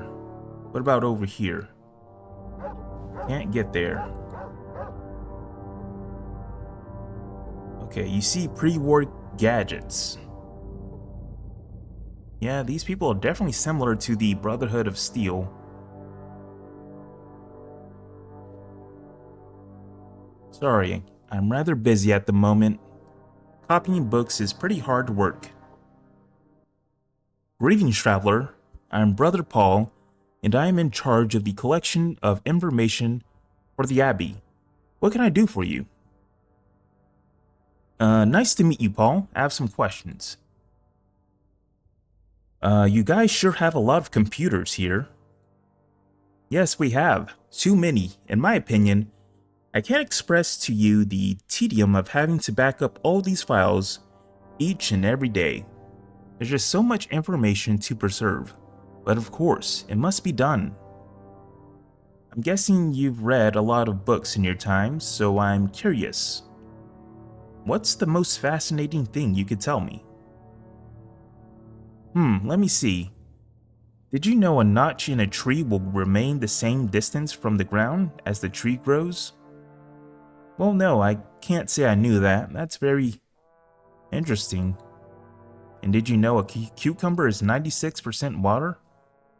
Well, actually, I did know that, but my character wouldn't know that. Wow, 96%, huh? Fascinating. But, what's a cucumber? I've never seen one, but I've read about them. He looks around nervously and lowers his voice. I know we're not supposed to actually study these books, but when I was transcribing a book on botany, I couldn't help but get sucked into it. The world of plants is simply captivating. Perhaps if during your travels you happen upon some botany information, you could bring it to me. I'd be most grateful. Of course, it'd have to be our secret. Sure, if I come across anything like that, I'd be sure to let you know. So, this is how you initiate one of these quests for this guy. Would you? I appreciate that.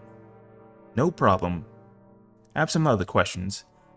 So, the information he's looking for is going to be at the EPA. That's going to be a new location in this restoration mod.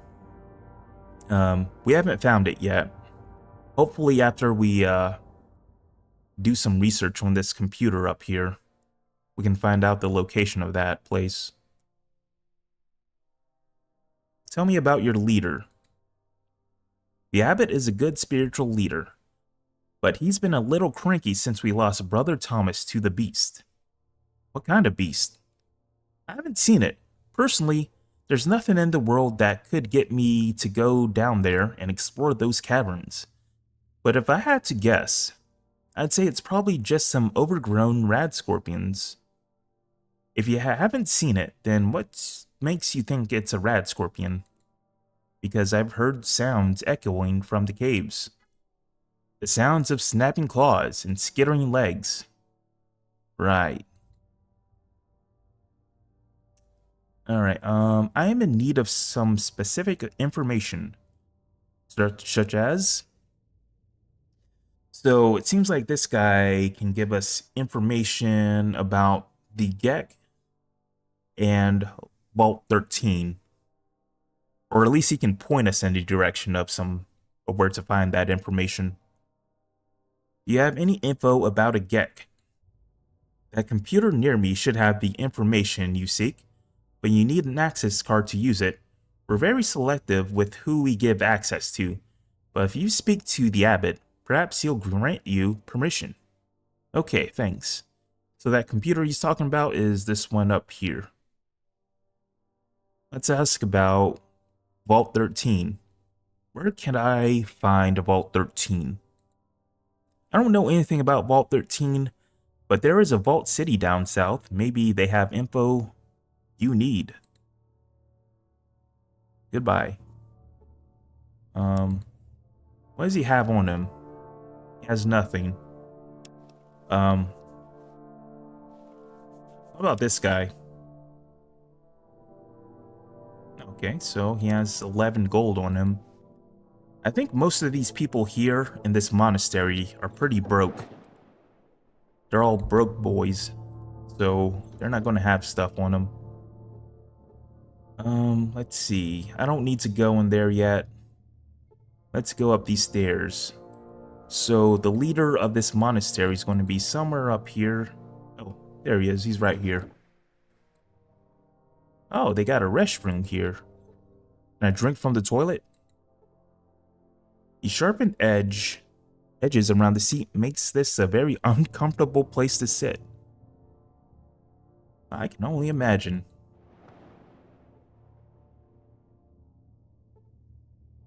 Looks like we can wash our hands. You look at a mirror. You look at yourself for a while. That may be the first time we've ever seen ourselves in the mirror.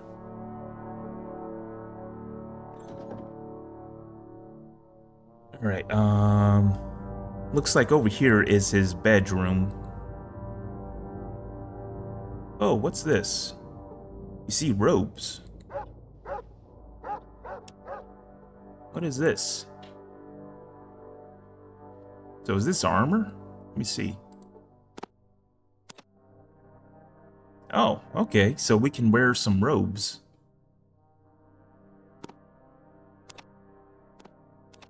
I'll go ahead and pick that up with me and take it with me.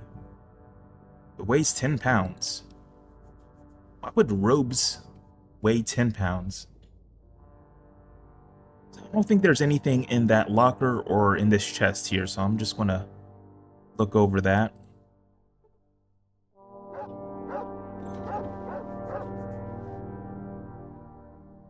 So what we have down here?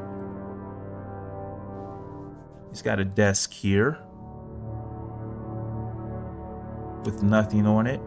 What about over here? There isn't much stuff here in this monastery. Okay, you see the abbot, the spiritual leader of the Abbey. Welcome to the Abbey, traveler. How can I help you?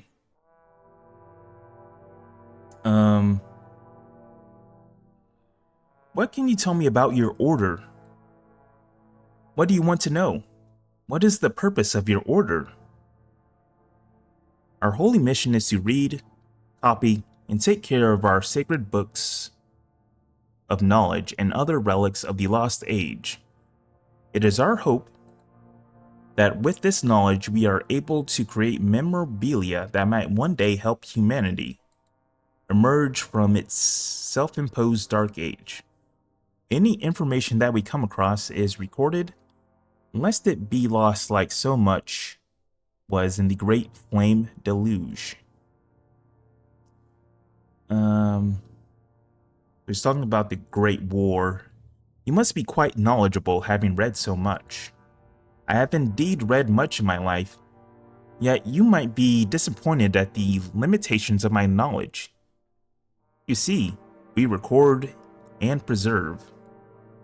We are forbidden to act upon the wisdom of these books. Therefore, our understanding of the text is quite limited. Wait, you're telling me that you just blindly transcribe these books without even trying to comprehend them? Then, what's the point? If you're not going to use the books to get better at something, as I've said, it's our job to preserve the knowledge, not to understand it. Before this knowledge can be returned to mankind, he must first prove to have risen above his tendency of mass genocide. That's the only way to ensure that history does not repeat itself. So it really just sounds like they're like the Brotherhood of Steel. They just don't fight. Well, I've got news for you. That day's never going to come, and while you're hoarding all this knowledge in your little mountain paradise here, people out in the wasteland are struggling every day to survive. In fact, my entire tribe is on the brink of destruction. The knowledge contained in these books could help cure diseases, improve crops, and greatly increase the chances of humanity's survival. To understand your frustration with our ways, but you must understand. Oh, he understands our frustration. But you must understand that this is the way things have always been for us. To alter things now, after so many years, that would be blasphemous against our faith. Still, I shall consider your words. I sense great wisdom in you, wanderer. It is a pity I have met very few like you. Thanks, I'd like to know something else. What is the history behind the Abbey? After the Great War, the guiding hand of fate directed our ancestor to this old abbey in the mountains. Due to its remote location, the monastery survived the flame deluge mostly unscathed. As our ancestor explored the building, they discovered an extensive library of books, not just religious texts. Oh no. This library contained the gamut of written works, from literary classics to scientific encyclopedias. What happened then? They soon realized the true treasure trove of wisdom stored within those books. especially the scientific tomes. Here were the Chronicles of a Fallen Civilization, a Lost Age. There were a few who thought it might be best to destroy this knowledge for fear that would once again guide humanity towards apocalypse. But it was eventually decided that they would instead dedicate themselves to ensuring the preservation of the books to be released when and if the world was ready for it. And so, utilizing a small printing press, they began making copies of the books and also transcribing them into the Abbey's computer to preserve them digitally, should the physical books ever be destroyed. Over the long years, others have come across the Abbey, and some have elected to stay and live out their lives in the tranquil quiet of our mountain home. Thanks for the story. Okay. So that's some of the backstory of the people here. So let's ask them about the Gek. That does sound familiar. Why, yes, I recall Brother Thomas mentioning something about that recently. I'm sorry, but I don't recall exactly what he said. That's fine. Just point me to Brother Thomas and I'll go ask him. I'm afraid I won't be able to do that. You see, I'm under the impression that Brother Thomas is no longer among the living. But fortunately for you, he was one of our most reliable transcribers. I'm sure whatever articles he came across concerning the information you seek has been transcribed into our computers. Wait a second, you're under the impression that Brother Thomas is dead? Where I come from, death is a pretty clear-cut thing. So is he dead or isn't he? Brother Thomas has been missing for several days, ever since he went down to the caverns below the Abbey. He sighs wearily. You see, some of the Abbey's residents claim to have seen a huge beast lurking down there, and Brother Thomas was quite skeptical. He took it upon himself to dispel these rumors, yet, as it turns out, his disappearance has only further validated them. So no one else has even bothered to go down there and check on him. What if he's simply trapped down there somehow, and he's slowly starving to death? I suppose that's possible. But you must understand, we are a peaceful people.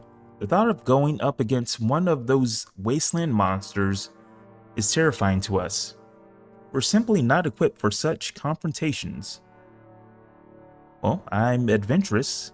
I can take a look. You'd really do that? Perhaps while you're down there, you could look for a certain book. You see, it was last known to be in Brother Thomas's possession. And it's very important to us, as it was passed down by our founders. If you could retrieve that book, I would be most grateful. In fact, I'd grant you full access to our computers so you can look for whatever you desire. It's a deal. I'll be back soon. Thank you. Please let me know if you find the book. Okay, bye. I wonder who these founders are he's talking about. But yeah, we gotta go and find this this Brother Thomas.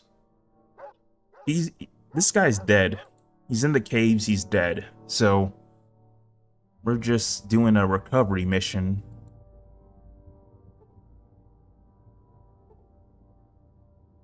Okay, so this is a pretty nice looking area here. So this is the basement. This is where they make their hooch and cook their stuff. I'm surprised that not more of these people down here are like drunk. There's like nothing else to do here other than to drink some really strong alcohol. Yeah, I gotta go through here. Wait, hold on, what's this? So these are coffins. Is there anything on these shelves? Nope. Nothing here. Oh, there's a person here. There's so much work that must be done. Looks like they got a generator here for their power. It's probably hydroelectric or something. Then down here is the printing press, I guess. Well, it seems like they use this machine to transcribe stuff from these books. And there's some computers down here, so they can upload it. And they have newspaper machines down here, too.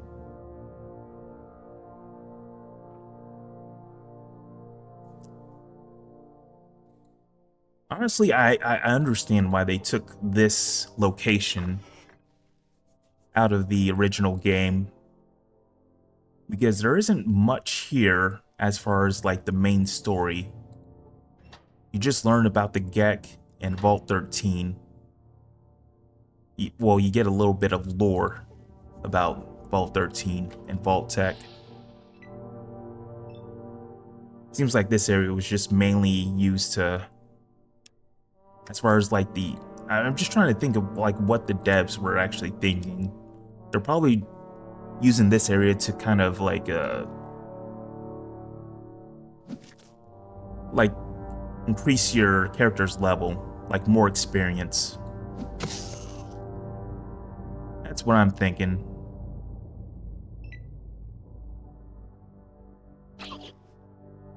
So we gotta go down this way, further into these caverns. There's going to be some rats here in this little area here, which means that I should probably, that takes action points to do. I should probably switch my weapon, because I'm not spending ammunition on killing these little rats.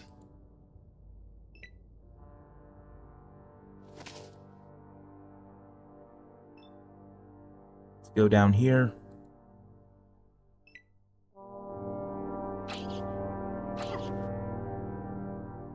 These things barely do any damage to me.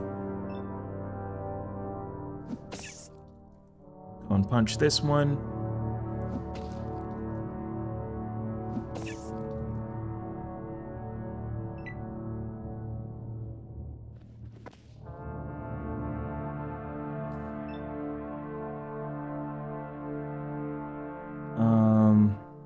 Let me see, is that all of them? Looks like it. And also this ladder. This ladder takes us to the street above us. So this is kind of like a quick way of going into the caverns.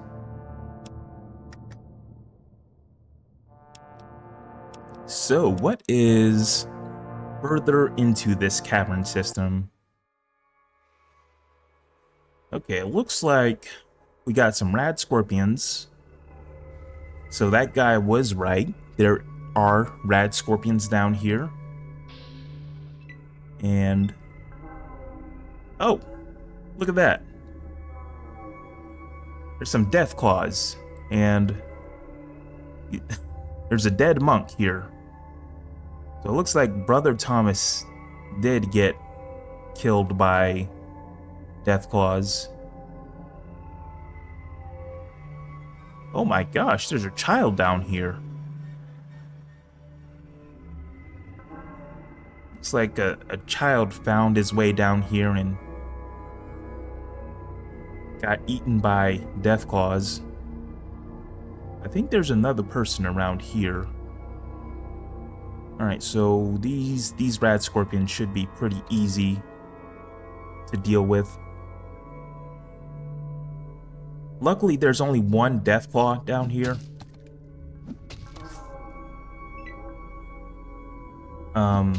Actually, I take that back. There's two deathclaws, but only one of them is strong. The other deathclaw is like a little baby deathclaw, and they're pretty easy to take out.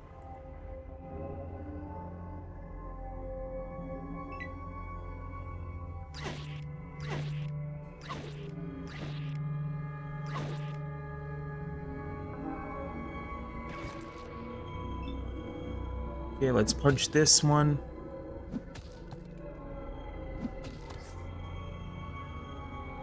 Let's run over here.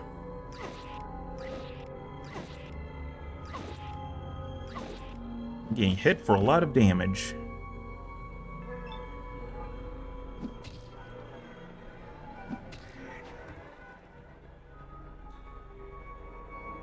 And let's see, I think I gotta get closer. Oh, I'm out of ammunition.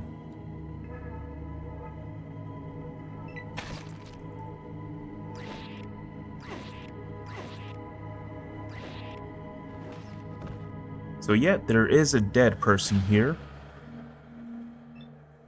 Wonder what he has on him.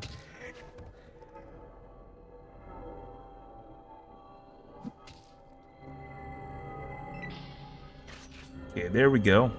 Let's see what this guy has. And wow, he got cut in half. I assume by the death claws. I'll keep this knife on him. Oh, it's an Abbey doctor. So a doctor came down here. I do know there's a doctor upstairs. Maybe he might know something of this doctor here. All right, I'm gonna reload. And let's see. Okay, I'm gonna save in both of these slots. Is this our first Deathclaw we're about to fight? I think it is.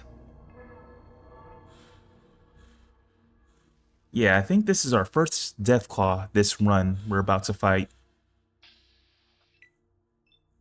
And these things are very tough. They have 310 hit points. The small one has 170. They have very high defense.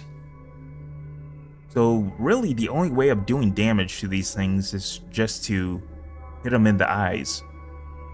Or to use like a laser weapon or something. Okay, so these are mean-looking Deathclaws. I'm gonna run over here. They move very fast too. Look at this. Look how far. Look at that distance. That thing moves so fast. All right, so uh-oh, I did not want to do that. So you gotta punch this thing in the eyes. Oh boy, we might get killed.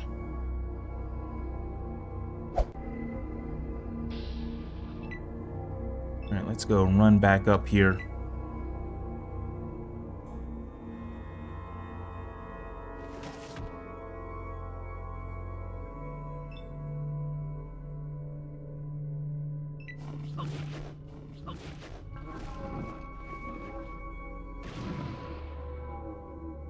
Rampy Bone B. Not sure what Sulk said there.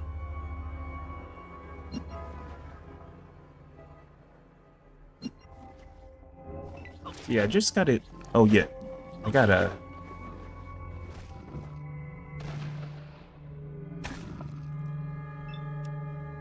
Gotta increase my unarmed skill again.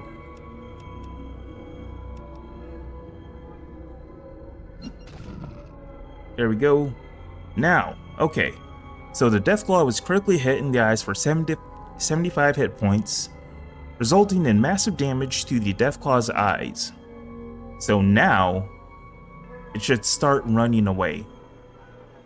Basically, that's how you fight these things. Let's go ahead and punch it again. Uh-oh.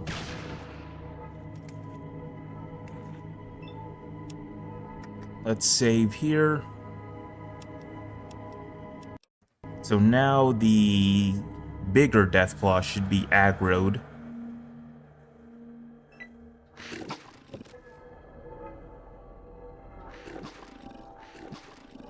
They get so much action points.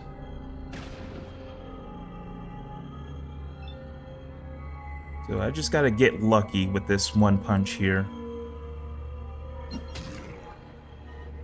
And that was not a critical hit. There we go, we got a critical hit there. Now this Deathclaw should be running away. Well, it's supposed to be running away. God damn. I did 80 hit points of damage to its eyes. Unless I'm mistaken. Yeah, I hit it in the eyes for 80 hit points. It should be blind by now. Here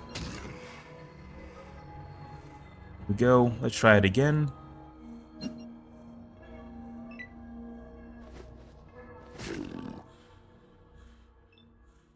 We be crushing you. There we go, another 80. 85. So, yeah. So I think we're good. It's not fighting back anymore. Probably because we got it blocked in.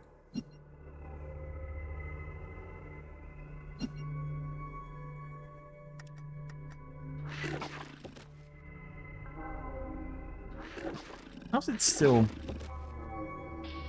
Okay. You have died. Your quest to find the Garden of Eden and return it to your village has failed. Okay, so let me try that again.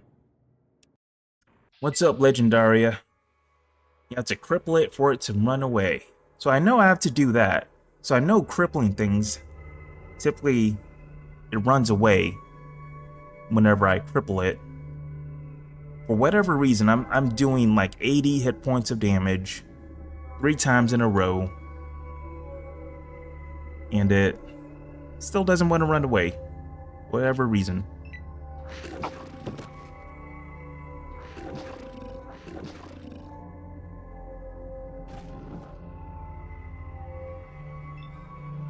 So let's try to cripple it again.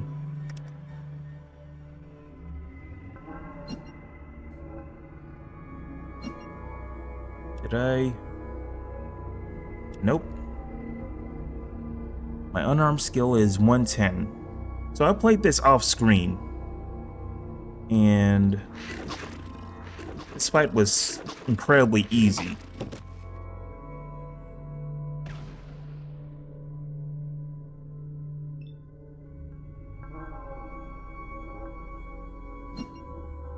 I keep missing.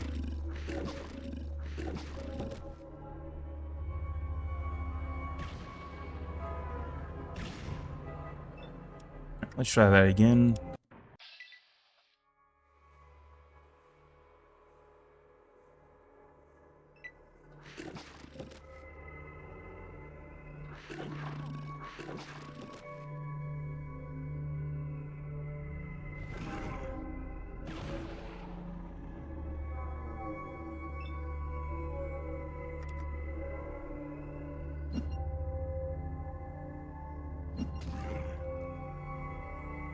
Okay, so I got it in the eyes, but it's still...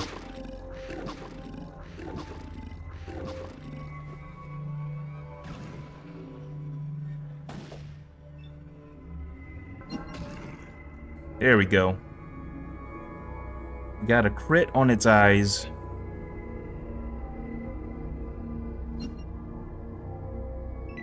There we go, now it's running away.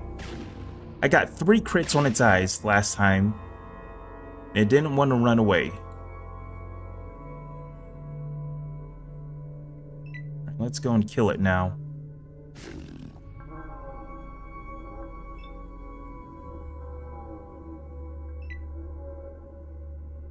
I think the other Deathclaw got killed. Let's see. This it? Yep. They don't have anything on them, so... They're just mainly here for experience.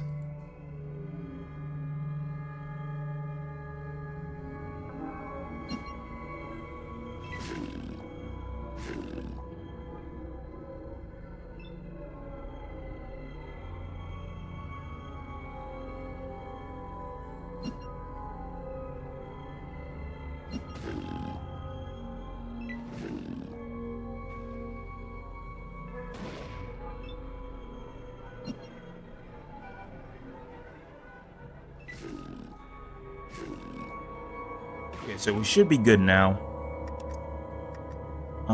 Healing powder lowers your perception, which lowers your hit chance. Not if you're unarmed. If you're unarmed, it doesn't lower your hit chance. Perception only affects your ranged hit chance.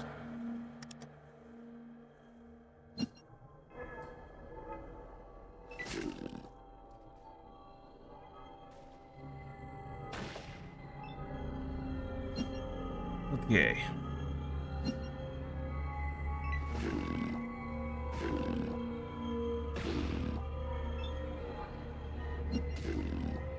There we go. Another hit.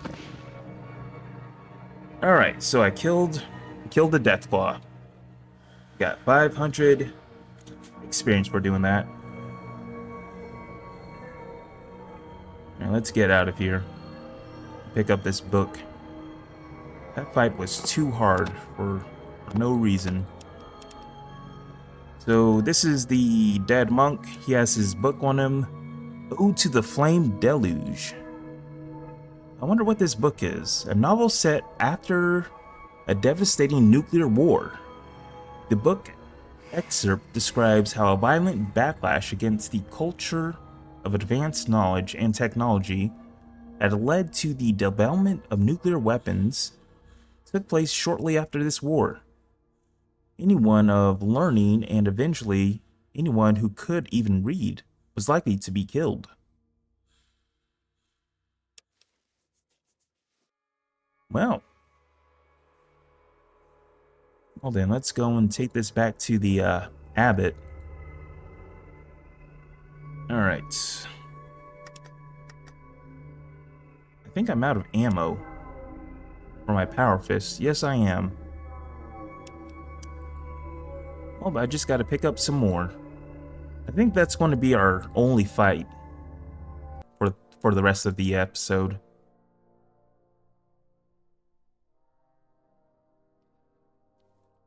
Let's go back upstairs and talk to the abbot.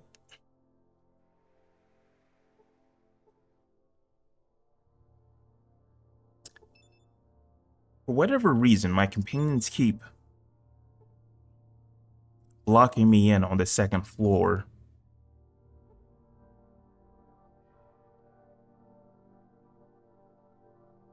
Alright.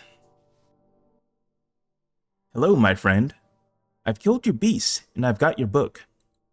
Excellent, let me have it. Here you go.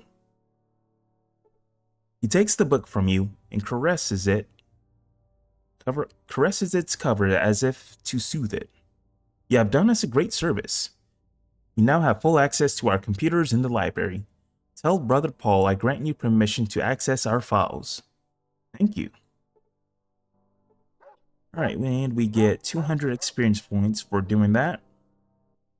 Also, this guy gives us another quest, so I'm going to pick that up too. Let's see. It might have fought back because it was cornered. You know, sometimes they do that. Maybe, yeah, I've noticed that in my previous playthrough. Sometimes the enemies will, like, fight back when they really shouldn't. Do you need any help here at the monastery? Actually, yes.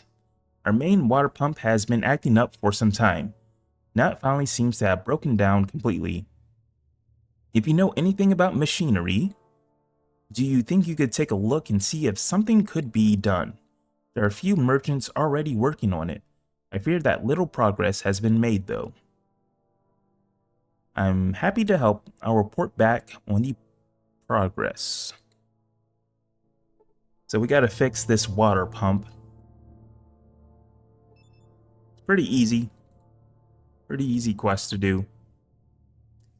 I will need to pick up a super repair kit from Vic.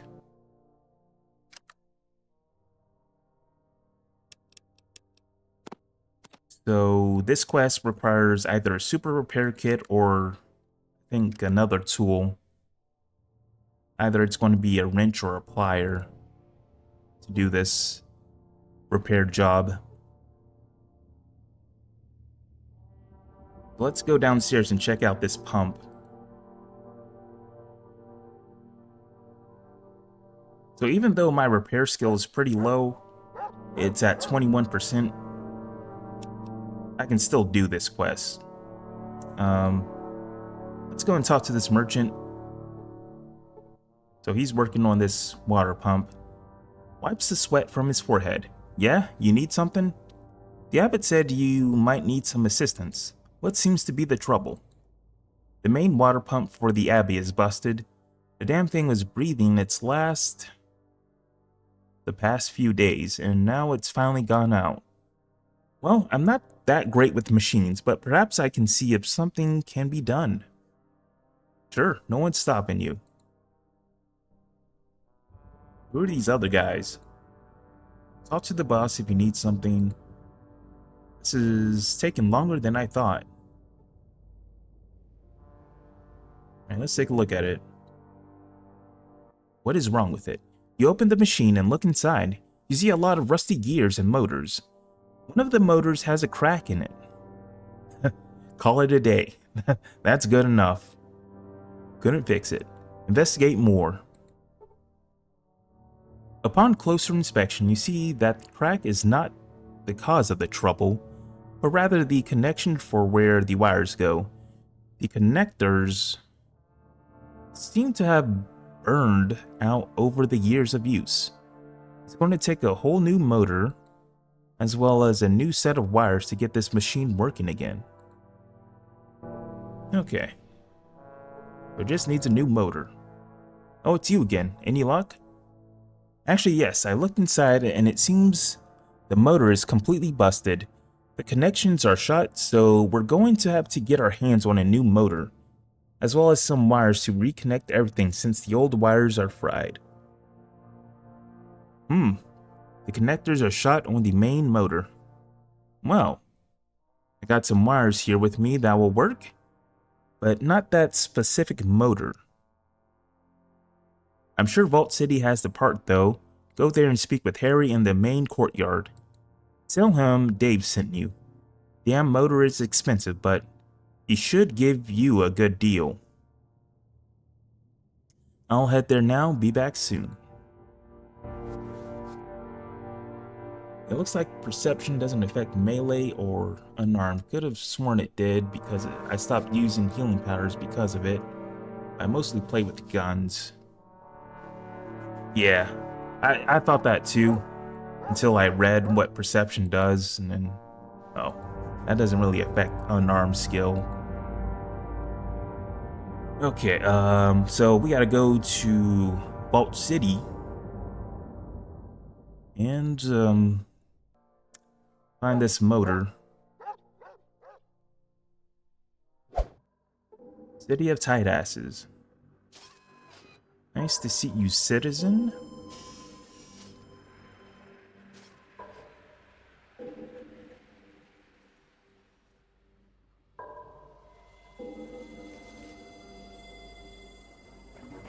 I'm looking forward to seeing you play through one quest in particular towards the end of the game. Even I found it difficult, and I was using a Bazaar with sniper with a squad of 5 and power armor. What quest is that? Is that a new quest to the mod?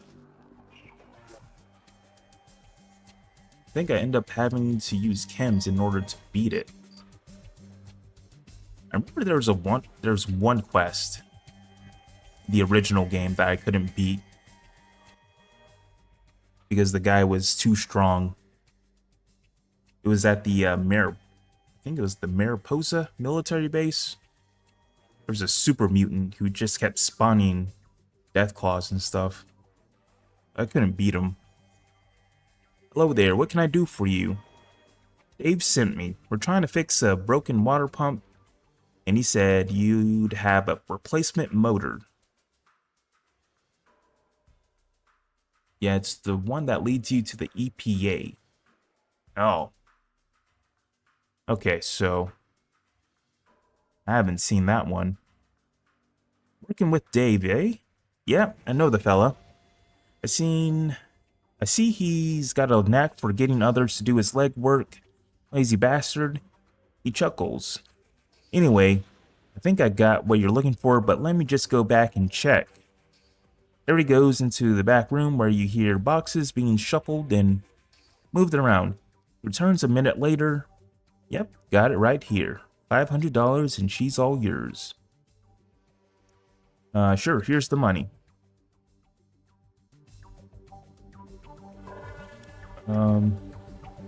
Let's go ahead and save. So we haven't found the EPA yet. I'm not sure where you learned the location of the EPA. I'd imagine probably somewhere we haven't been yet.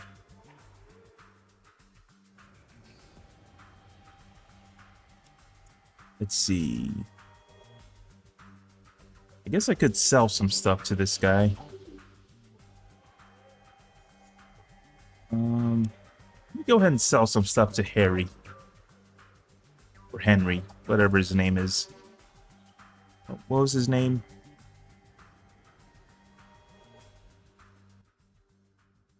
Okay, what? It doesn't tell me his name. How much does this sell for? 105 robes.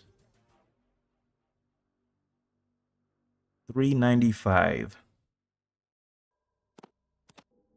Let's go ahead and sell that. Wonder if he has any stim packs on him. Nope. Okay, he doesn't have any.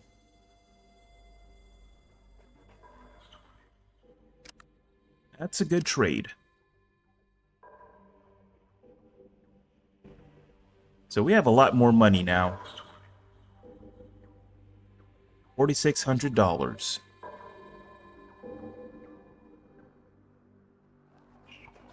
Let's make our way back to the Abbey.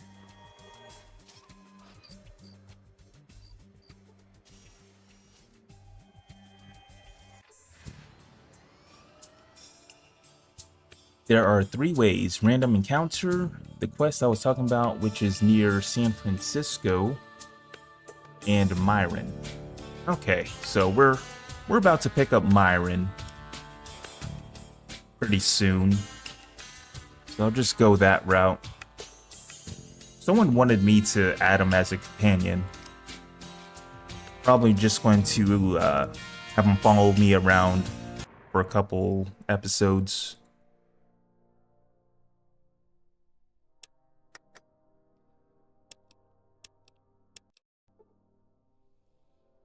Okay.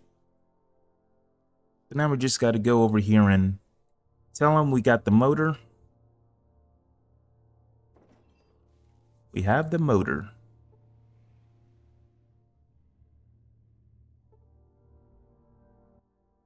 Any luck on that part?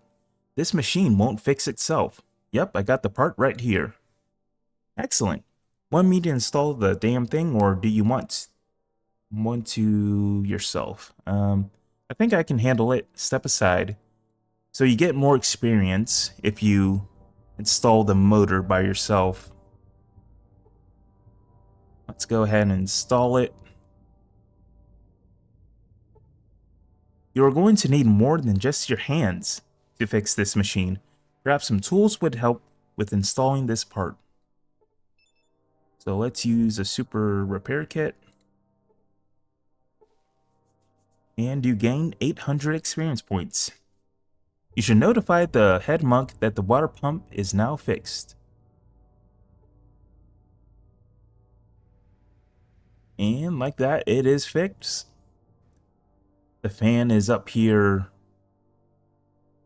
spinning. Let's go and tell him the good news.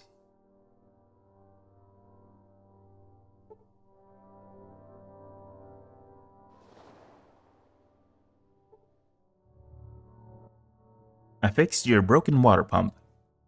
That is great news, indeed. That water pump has been acting up for quite some time. Those merchants said they could take care of it, but they didn't seem to be making much progress. It's a good thing you came along. Thank you. Again. I'm glad to be of assistance. So you can ask for money. I don't think you get much money. I think you just get like 100 gold or something. So, I mean, 100 gold is nothing to me, so I might as well just get more karma. I'm glad to be of assistance. Take care. 2 karma.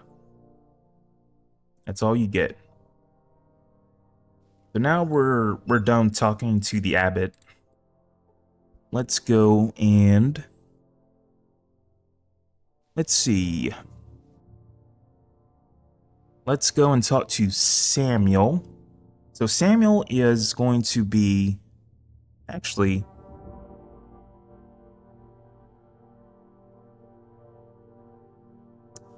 yeah, let's go and talk to Samuel. Samuel is going to be the grave digger in the cemetery. What time is it? It's 6:49. So he should be around there in the cemetery. There he is. Let's go and talk to him. Apparently he's likes to imbibe in some alcohol every now and then. Why, hello there. My name's Samuel. What brings you here? I'm just looking around. Do you tend to this graveyard? Yes, I tend to these here graves. Nobody else wants to do it, so old Sammy's got the job. It's not as bad as one might think. It's got its perks, if you know what I mean. He grins sloppily and wiggles his bushy eyebrows at you. Okay, no, I don't know what you mean, but I'm morbidly curious. Why, I get to be outdoors, and no one's around to tell old Sammy when he's had enough. I know when I've had enough. When there's none left, he cackles, which quickly turns into a hideous cough. After coughing up a lung or two, he smiles at you. Oh, of course, that's what you meant. Sigh of relief. Let me ask you something else, though. What do you do? What do you want to know? Okay, so we can help him out with something. Anything I can help you with? Let me think a minute. Yeah, I might got something if you're up to it. Sure, Sam, what do you need? Well, the past couple of days, I've noticed some of these graves are being dug up. Now, whoever's doing this don't appear to be getting that far, but it's a hiccup, a pain for me to fill them back up. Well, did you try and figure out who's been doing this? Sure, I tried. One night I stayed around till midnight or so and no one showed up. I must have fallen asleep soon afterwards. Too much drinking, I suppose. He grins, pulls out his flask and takes a hefty swig. So what do you say? Want to help out? Alright, I'll see what I can do. Do you know anything else that might help me? Well, now that you mentioned it, I do remember Mr. Peterson saying something about hearing some noises coming from his field. You might know something about this. He and that pretty little wife of his live right over there. He points to the building south of the graveyard. I'll see what I can do. So we gotta go and talk to this farmer over here. I believe his name's Mr. Peterson.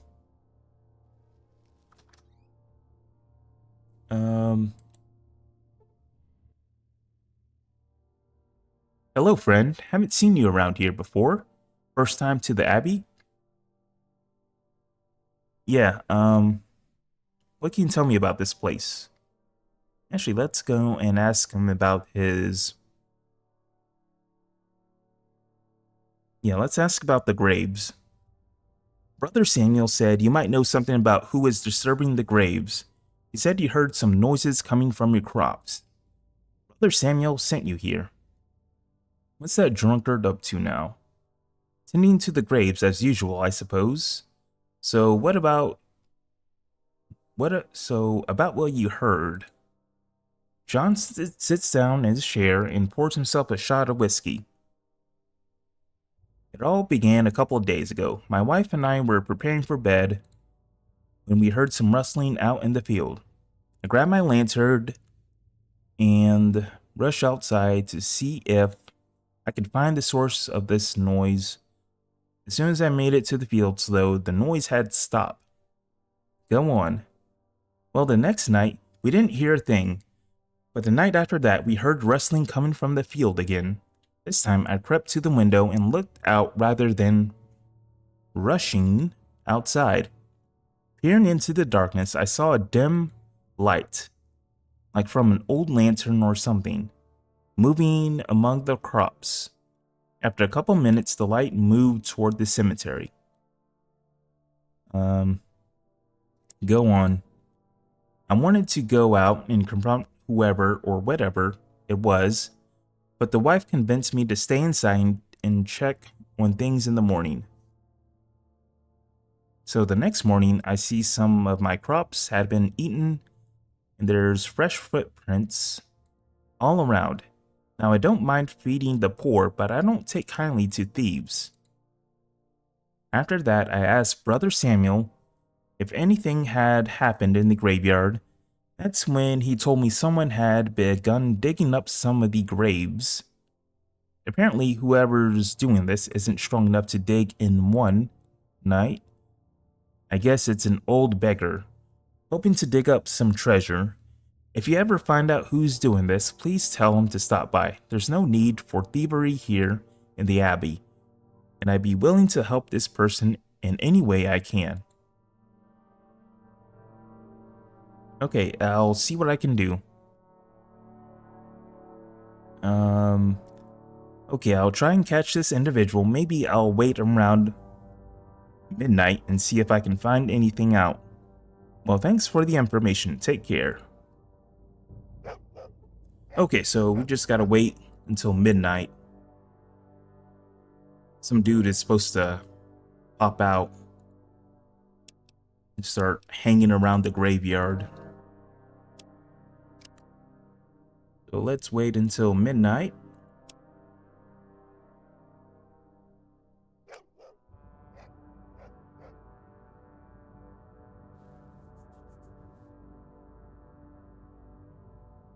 It looks like everybody... It seems like at nighttime, the NPCs just kind of move to a location. They don't really talk to you. So Samuel goes over here at night. I've been... long day. Come back in the morning. So he doesn't really want to talk to us. Does this guy want to talk? Okay, I'll talk to him later. Hold on. Oh, he only talked to me. Okay, I gotta reload that. Luckily, I saved. So... that guy I talked to, he gives us a quest. Apparently, he only gives you the quest once.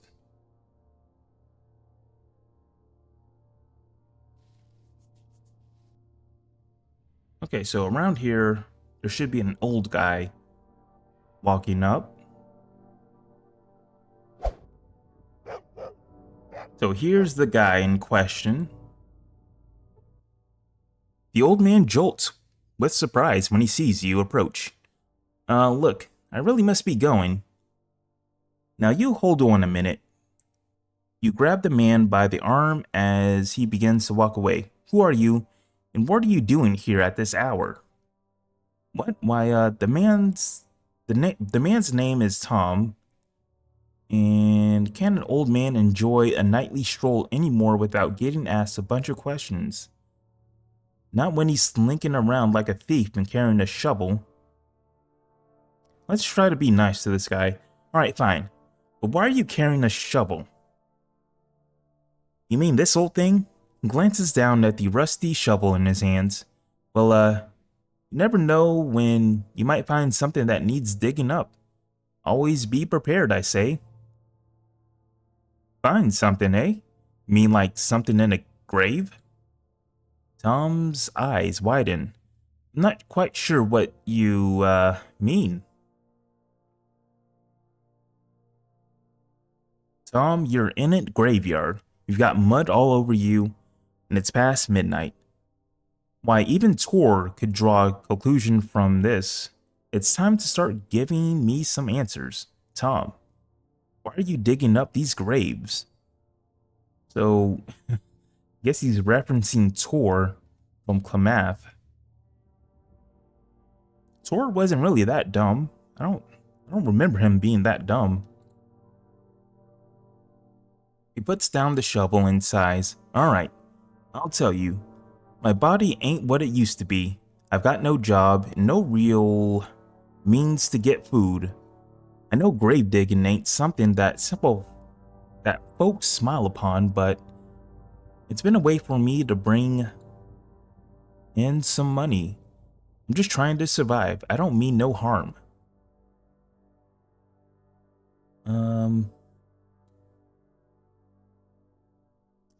Let's see.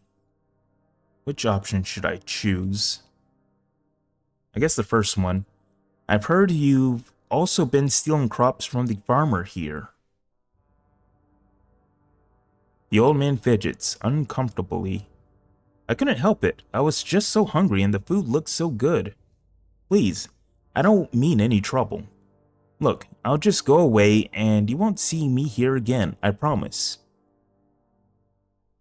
Wait, no need for any of that. The Petersons own the farm here and they're extremely nice people. Mr. Peterson even offered to talk with whomever was taking his crops and come to a reasonable agreement. Go talk with him. I'm sure he can help you out somehow. The old man's eyes light up. That doesn't sound like a bad idea at all. Hey, thanks. Maybe this world ain't as cruel as I thought it was. You take care then, Tom. I'll check with you later and see how things are going. And somehow we got 1,000 experience just for doing that. So that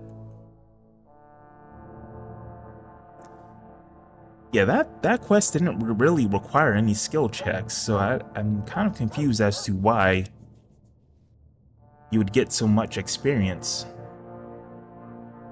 Okay, so we get another perk this level. So we're at level 12.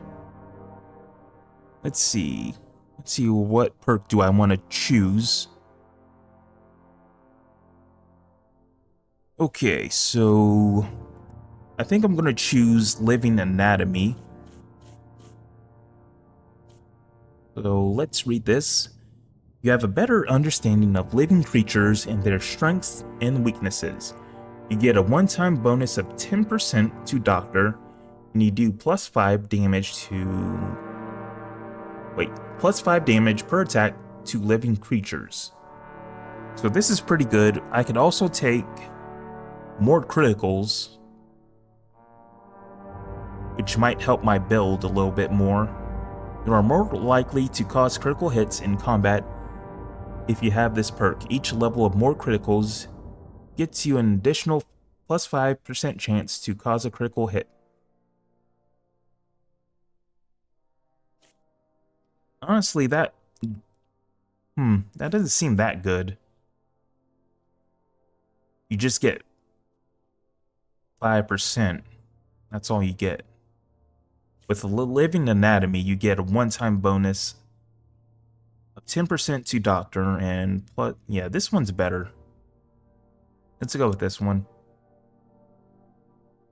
Alright, I'm going to save my skill points. Alright, so he's going to go over here and talk to Mr. Peterson. Let's go and save. While he does that, Actually, I can't do any quests right now because I gotta pass time. Alright, I'm gonna skip time until morning.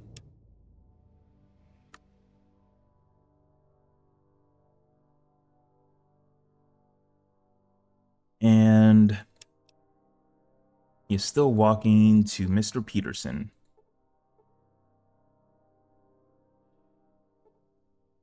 I can't talk to him. Okay, while he does that, I am going to do another quest. I'm going to tell... So I'm going to talk to Brother Samuel. Alright, let's see. I took care of the grave digging situation. You shouldn't have any more problems out here. Well, that's good news. Glad I won't be falling into any more open graves. Thanks for the help. Well, take care then. Let's go and talk to him again. So, we have another quest with this guy. Do you know a Father Tully? Father Tully, you say? He appears to be racking his brain trying to remember. Yeah, I remember Tully. How's that fellow doing anyway? I haven't seen him since he was kicked out of here a long time ago. Long time ago. He grins drunkenly as he reflects. Boy, he was a hoot. Him and me together. What a combo. He lives in New Reno now, preaching the good word. Or something like that. You know, you two seem a lot alike. New Reno, huh? He leans back on his shovel, pulls out a small flask, and takes a big swig. I remember him saying he be heading that way. I'm glad he made it there safely. I always liked that fella, a real hoot. If you see him again, tell him old Sammy is still alive and kicking. I'll do that. Take care, Sam. So we just got to go back to New Reno and tell Father Tully that Sammy is alive and well. And also when we go there, we got to bring him some alcohol from this Abbey. Alright, so I think this guy is done. I think we can talk to him now. There we go. Hey there. Wow, you were right. That Mr. Peterson is one kindly fella. He forgave me for what I did and even offered me a job helping out in the field. He says once I pay off the food I've taken, then I'll start making a weekly salary. Thanks again for your trouble. You're welcome, Tom. You take care of yourself now. Alright, oh, wait a second. I want to give you something for helping an old fella like me out. I found this lighter on some lad I dug up a couple weeks ago. I have no use for it, and hopefully you might. Thanks, Tom. I'm sure this will come in handy. See you around. The old man nods and goes back to what he was doing. We got a lighter now. A silver butane lighter. In good condition. So that's the easiest way to get a lighter. Because we need a lighter for another quest. I believe we gotta come down... Let's see. Yeah, we gotta go down into the basement here and talk to a guy and give him a lighter. And he'll give us some alcohol from the monastery. This is the wrong way.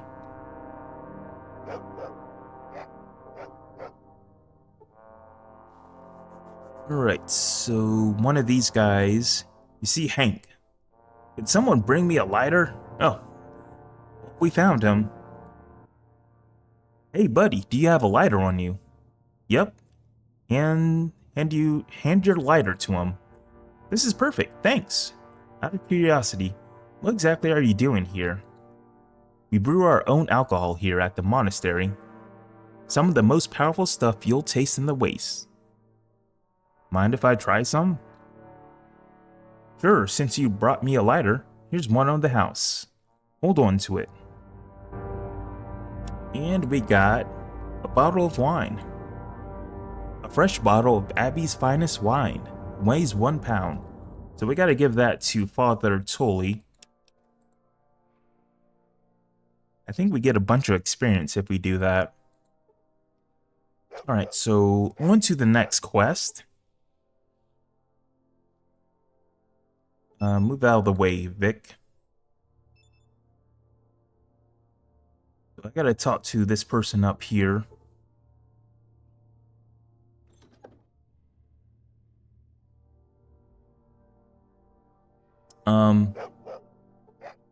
You see a stout nun. Let's go and talk to her. Greetings. Hi, what is your name? My name is Elaine. I see. A few more questions. What can you tell me about the Abbey? If you want to know about our order, talk to the abbot. You can find him in his quarters on the 3rd floor. So that's all she says. Until we try to leave. Hey, before you go, perhaps you could do me a favor. I'm supposed to bring this machine part to Max in the basement copy room, but you see, my left knee has been acting up lately, and it's a real pain for me to go up and down all those stairs. Would it trouble you too much to bring him this part for me? Sure. Thanks, here's the part.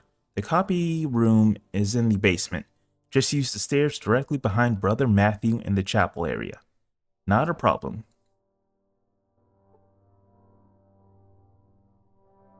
Come on, move out of the way, Cassidy. So, let's see. What is this thing? Small piece of machinery. It's a mechanical component for a machine. If a machine is missing one of these, then it's a safe bet it isn't working properly. So, looks like some nondescript machine part.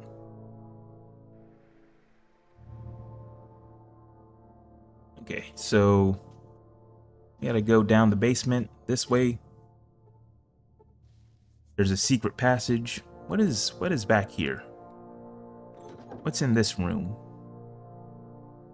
Oh, it's a restroom. Well, anyways, this is the guy we gotta talk to. You see, Max. Hello, what can I do for you? I have something from Elaine. Let me guess. It's that service part I requested, right? Yes, here it is. He takes the part from your hands. Finally, we can fix this printing machine. Thanks. Take this survival manual for your trouble. Thanks. We can ask about this place. What is this place? This is our printing works. We copy our books here. Okay, thanks for the info. Yeah, so they got a printing press here. Do these people say anything? They do, but nothing important. What is this? Army Technical Manual. Never seen this. An old technical manual designed for the United States Army Corps of Engineers. Let me save this. This is a new item. I've never seen this one. I'm going to use it and see if it does anything. It does nothing. Okay. What does this person say? Greetings. What's over here? More robes. We can sell these, I guess. These are 10 pounds, so I gotta be careful with how many I get.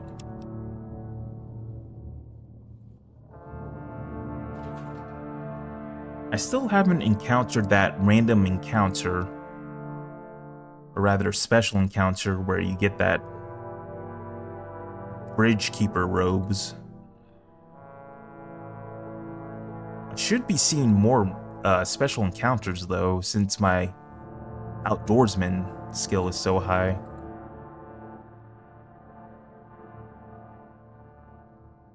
What's over here? Workbench. Nothing. Ooh, okay, so we got a big book of science here. Well, I will take that. And I am blocked back here.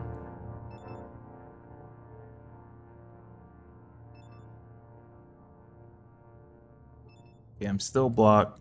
There we go. I'm gonna go upstairs real quick. There's one more guy up there I didn't talk to. Let's see what he says.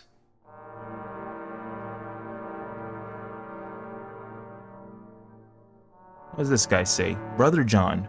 Hi there, youngster. Who are you? My name's John. I'm one of the oldest monks here. So, what's your job? Well, I used to work on a farm, but it was bad for my heart. You have heart problems? Yeah, I have a bad heart. If I still had my heart pills, it would ease my life a lot more. It is very difficult to find medicine for that problem in today's world, you know. Sorry to hear about that. I think we can give this guy some heart pills from the NCR. Okay. So we might come back here and help him out with that. Let's see. I forgot to talk to this guy. The abbot gave me permission to access the computers here. Ah, yes, I heard about what you did. Thanks for taking care of that situation. Here is the access key. He hands you the key. Enjoy. Thanks. So we can learn. I think this whole area kind of revolved around looking and researching stuff about Vault 13 and what a GEC is. You will insert the access card into the slot. Beep access card accepted. Loading. Wind blows. 2075 done. Alright, what's up, Teen Doe? What's up on Twitch? A lot of monastery books are from Fallout 1. I think X is to make them clear the path. I didn't even know you could like move NPCs in the first game. Apparently you can. Let's see. Input command. Let's see what we got here. Scan files. You find some files containing the keywords GEC and Vault. So, to actually read the stuff on this computer, your science skill needs to be, I believe, like 75%. Or else you're not going to be able to read the stuff on this computer. So browse files pertaining to GEC. Your eyes widen and your heart quickens as you discover what appears to be an old advertisement for a Garden of Eden creation kit. The ad depicts a grinning cartoon guy in a vault suit holding up a large case that says Survival Kit. It's almost as if the smiling bastard is taunting you. According to the ad, the kit includes a base replicator unit, which replicates food and basic items needed for building your new world. A holodisk reader with library, which includes selections from the Library of Congress, complete set of encyclopedias, and other life-saving information, all contained on 460 handy holodisk. And it even contains a miniature pin off. That is just so random. A miniature pen flashlight. Surely this miracle device is exactly what you need to save your dying village. As you read over more articles, you learn that the GEC was developed by Future Tech, a division of Vault Tech, and that it was standard issue in all Vault Tech vaults. It was meant to be used upon exiting a vault to help reestablish life in the harsh environment of a world devastated by nuclear war. Upon further reading, you discovered the GEC isn't quite the miracle device the ad made it out to be. The base replicator is actually nothing more than a fertilizer system containing food seeds, soil supplements, and chemicals specifically engineered to turn arid wasteland into fertile soil. It's claimed that it can build basic items actually alludes to new codes it provides for the Vault's machines, allowing them to create new items from the dispensers. The GEC also contains schematics for basic force fields and the construction of sandcrete walls and buildings. So wait, some of this stuff Arroyo can't even use because they don't have a vault near them. It seems the GEC itself is meant to be disassembled over the course of its use. You read an example of how its cold fusion power source is intended to be used for main city power production. The GEC even contains instructions on disassembling sections of the vault to create homes and defensive structures for the new community. As you finish reading over the files, you decide that even though it's not the magical device the elders seem to think it is, finding a GEC is still your best option if you hope to save your tribe. Well, at least some portions of the GEC, they can use it in Arroyo, it seems like. So let's browse the files pertaining to Vault. You browse over the files, which contain mostly government propaganda for Amazing Life in the Vault. Okay, so government propaganda for how Amazing Life in the Vaults would be. You learn that in the mid-21st century, the US government commissioned Vault Tech to construct 122 vaults across the United States.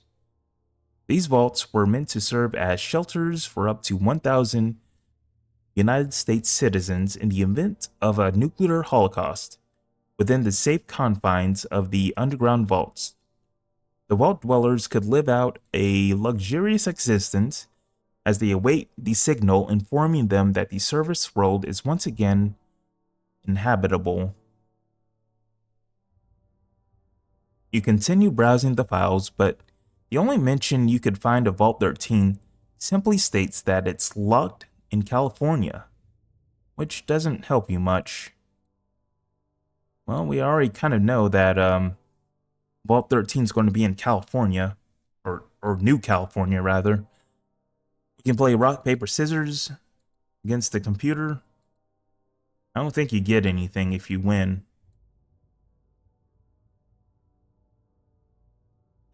Add information. I believe we use this option for another quest. And then we can read help or about files. We can use that for another quest. If we go and into this option down here, that will make all the monks in this area mad.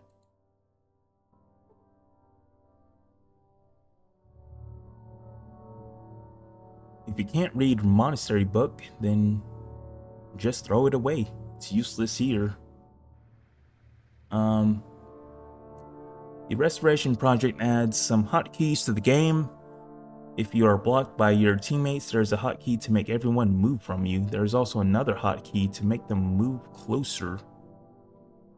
Wonder if I can... Where are these hotkeys at? I don't see any hotkeys here. But yeah, what I've been doing, I've just been clicking on my companions and just manually moving them. Let's see, where are they? Yeah, I've just been using this. And that seems to work. But I have to look up what that hotkey is. I've been using a lot more hotkeys for this run. A lot less clicking. Okay, so where were we? As far as the quest. Let's see. What other quests do I have to do here? Okay, so I have one more quest I can do here. I gotta talk to this guy over here. And after we get done talking to this guy, we'll go over to New Reno, and then I'll call it there for this stream. Alright. The young man quickly pockets a deck of tragic cards as you approach. What do you want? I want to know why you just hid that card from me. I don't know what you're talking about. I don't have any cards. Don't lie to me. I saw you put it away in your pocket. I just wanted to know why. Look, don't tell anyone, alright? We're not supposed to use pre-war relics, just worship them. But these tragic cards are so damn cool. He seems to get lost in another world as he gazes lovingly at the deck. After a moment, he looks up at you. Oh, sorry. I'm Brother Jason, by the way. I don't suppose you play Tragic. I've tried it, but it's not for me. It doesn't matter. We wouldn't be able to play it anyway. It's too risky. I don't want these taken away from me. That's what I hate about this place. We're sitting on a damn gold mine of awesome things from before the war, but we're forbidding ourselves from indulging in it. It doesn't make any sense. It's fucking moronic. Okay. If you don't agree with the ideals of your order, then why are you a monk? You think I chose to be a monk? I was born into this shitty lifestyle. I just wish the others would wake up and see how stupid it is not to take advantage of all this sweet stuff we collected. But no, they're perfectly content to worship and catalog the relics, but never actually do anything useful with them. Like I said, it's fucking moronic.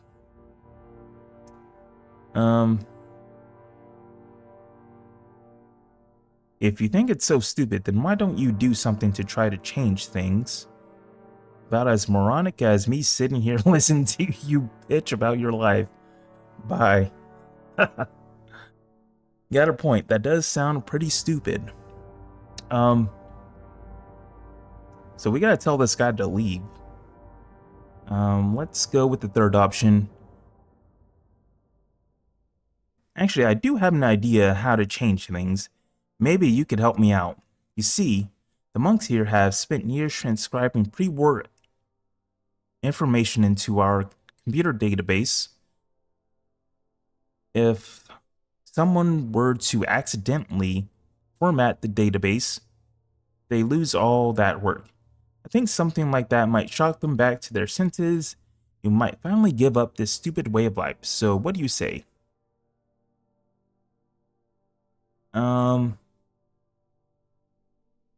So I think we gotta go with this option. If you hate it here, why don't you just leave? Try X. Okay, I'll try X and see if that works. Are you crazy? I've never been out in the waste, but I've got a pretty damn good idea as to what it's like. I'd be lucky to make it 50 yards before a rad scorpion shoved a foot-long stinger up my ass. Or even worse, I get captured and tortured by a gang of maniac raiders. Or I'd be eaten alive by cannibalistic tribals. Whatever. I just know that if I left here, I'd be fucked. So no, I'm stuck here. Hey, it's not that bad out there. Actually, you're right. You probably wouldn't even make it to Gecko. At least not without help. But what if I say I'd escort you. To Gecko? That's the ghouls' town. Thanks, but no thanks. Hey, the ghouls there they're actually really friendly. Besides, I know one in particular that loves a good game of Tragic. No shit. Another Tragic player. That kind of changes things. I wonder if he'd have a Black Dahlia to trade. Alright, I'll go if you'll escort me. Alright, let's go.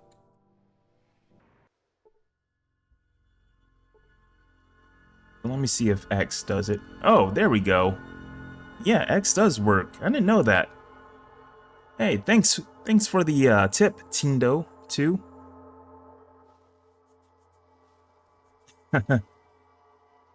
They just spread out. Okay, let's go and talk to this bespectacled young man, who is also a monk. Upon arriving in Gecko, you introduce the young monk to Woos. They quickly hit it off and begin comparing their Tragic card decks. You're about to leave when Brother Jason pulls himself away from Tragic long enough to have a word with you. Holy shit, Woos does have a Black Dahlia. That alone has made this trip worthwhile. Sure, the ghouls are ugly as hell, but I found if I take off my glasses, then they're kind of tolerable. Anyway, thanks a lot for bringing me here. Here, I borrowed this from the Abbey's memorabilia. Amazingly, it's one of the few tech relics that still works. He hands you a stealth boy. See ya. I'm just happy I won't have to hear you bitch anymore. Let's go with this one. Alright, so we got 800 experience points for doing that. And it seems like Jason is pretty happy here.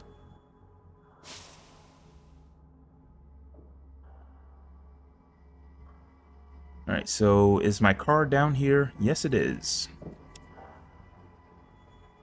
Alright, let's go ahead and put some of this stuff in the trunk. Let's see. So we got our first stealth. Actually, let's take a look at the stealth boy.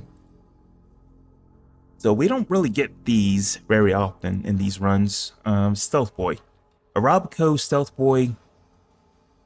3001 personal stealth device generates a modulating field that transmits the reflected light from one side of an object to another. It weighs 3 pounds. So basically, this just turns you invisible for a short time. Let's put that away. Put these robes away. Army technical manual. Wonder how much that sells for. Put that away. Don't need our super repair kit anymore.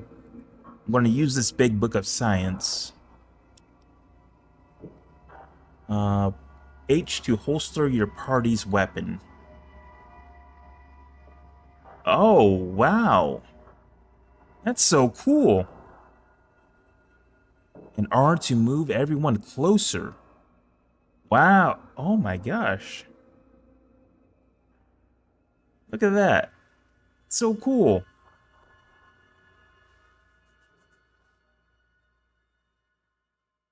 Man, I'm going to be using this now. How do I take out my weapons? Is it G?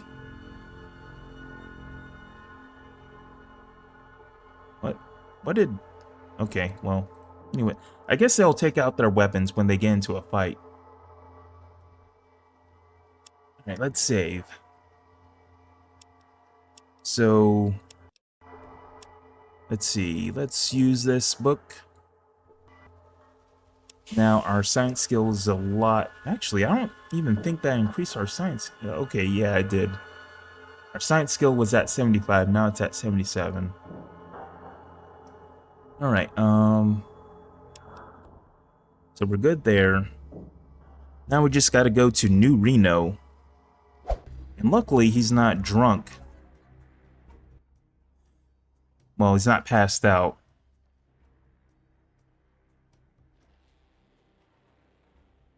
There's no bodies around. That's weird because Solix still, when I pressed G, Solix still like ran to the car for some reason. And T to make your teammates loot bodies after a fight, so it's T to loot. G to make you pick up things from the ground. Useful if you can't reach it. Oh. So I guess he was trying to pick up something under the ground or something. Not sure what Sulk was doing. Okay, I got a bottle. Actually, I spoke with Brother Samuel. He's apparently still drinking himself away. Good old Sam. That's good to hear. I suppose someday I should try getting out there again. Also, I got a bottle of Abbey's famous booze that you wanted. You do? It's been so long since I had some. Would you be willing to part with it? Sure, here you go. And Father Tully grabs the bottle from your hand and takes a big swig. Oh yeah, just like I remember it.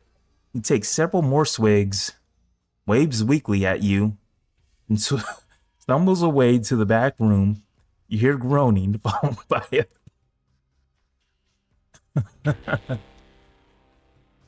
Alright, well, I feel like that's a good point to stop the stream.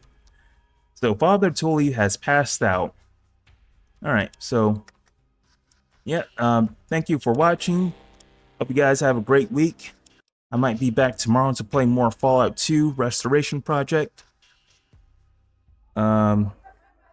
Yeah. We are progressing through the game. Anyways, bye-bye.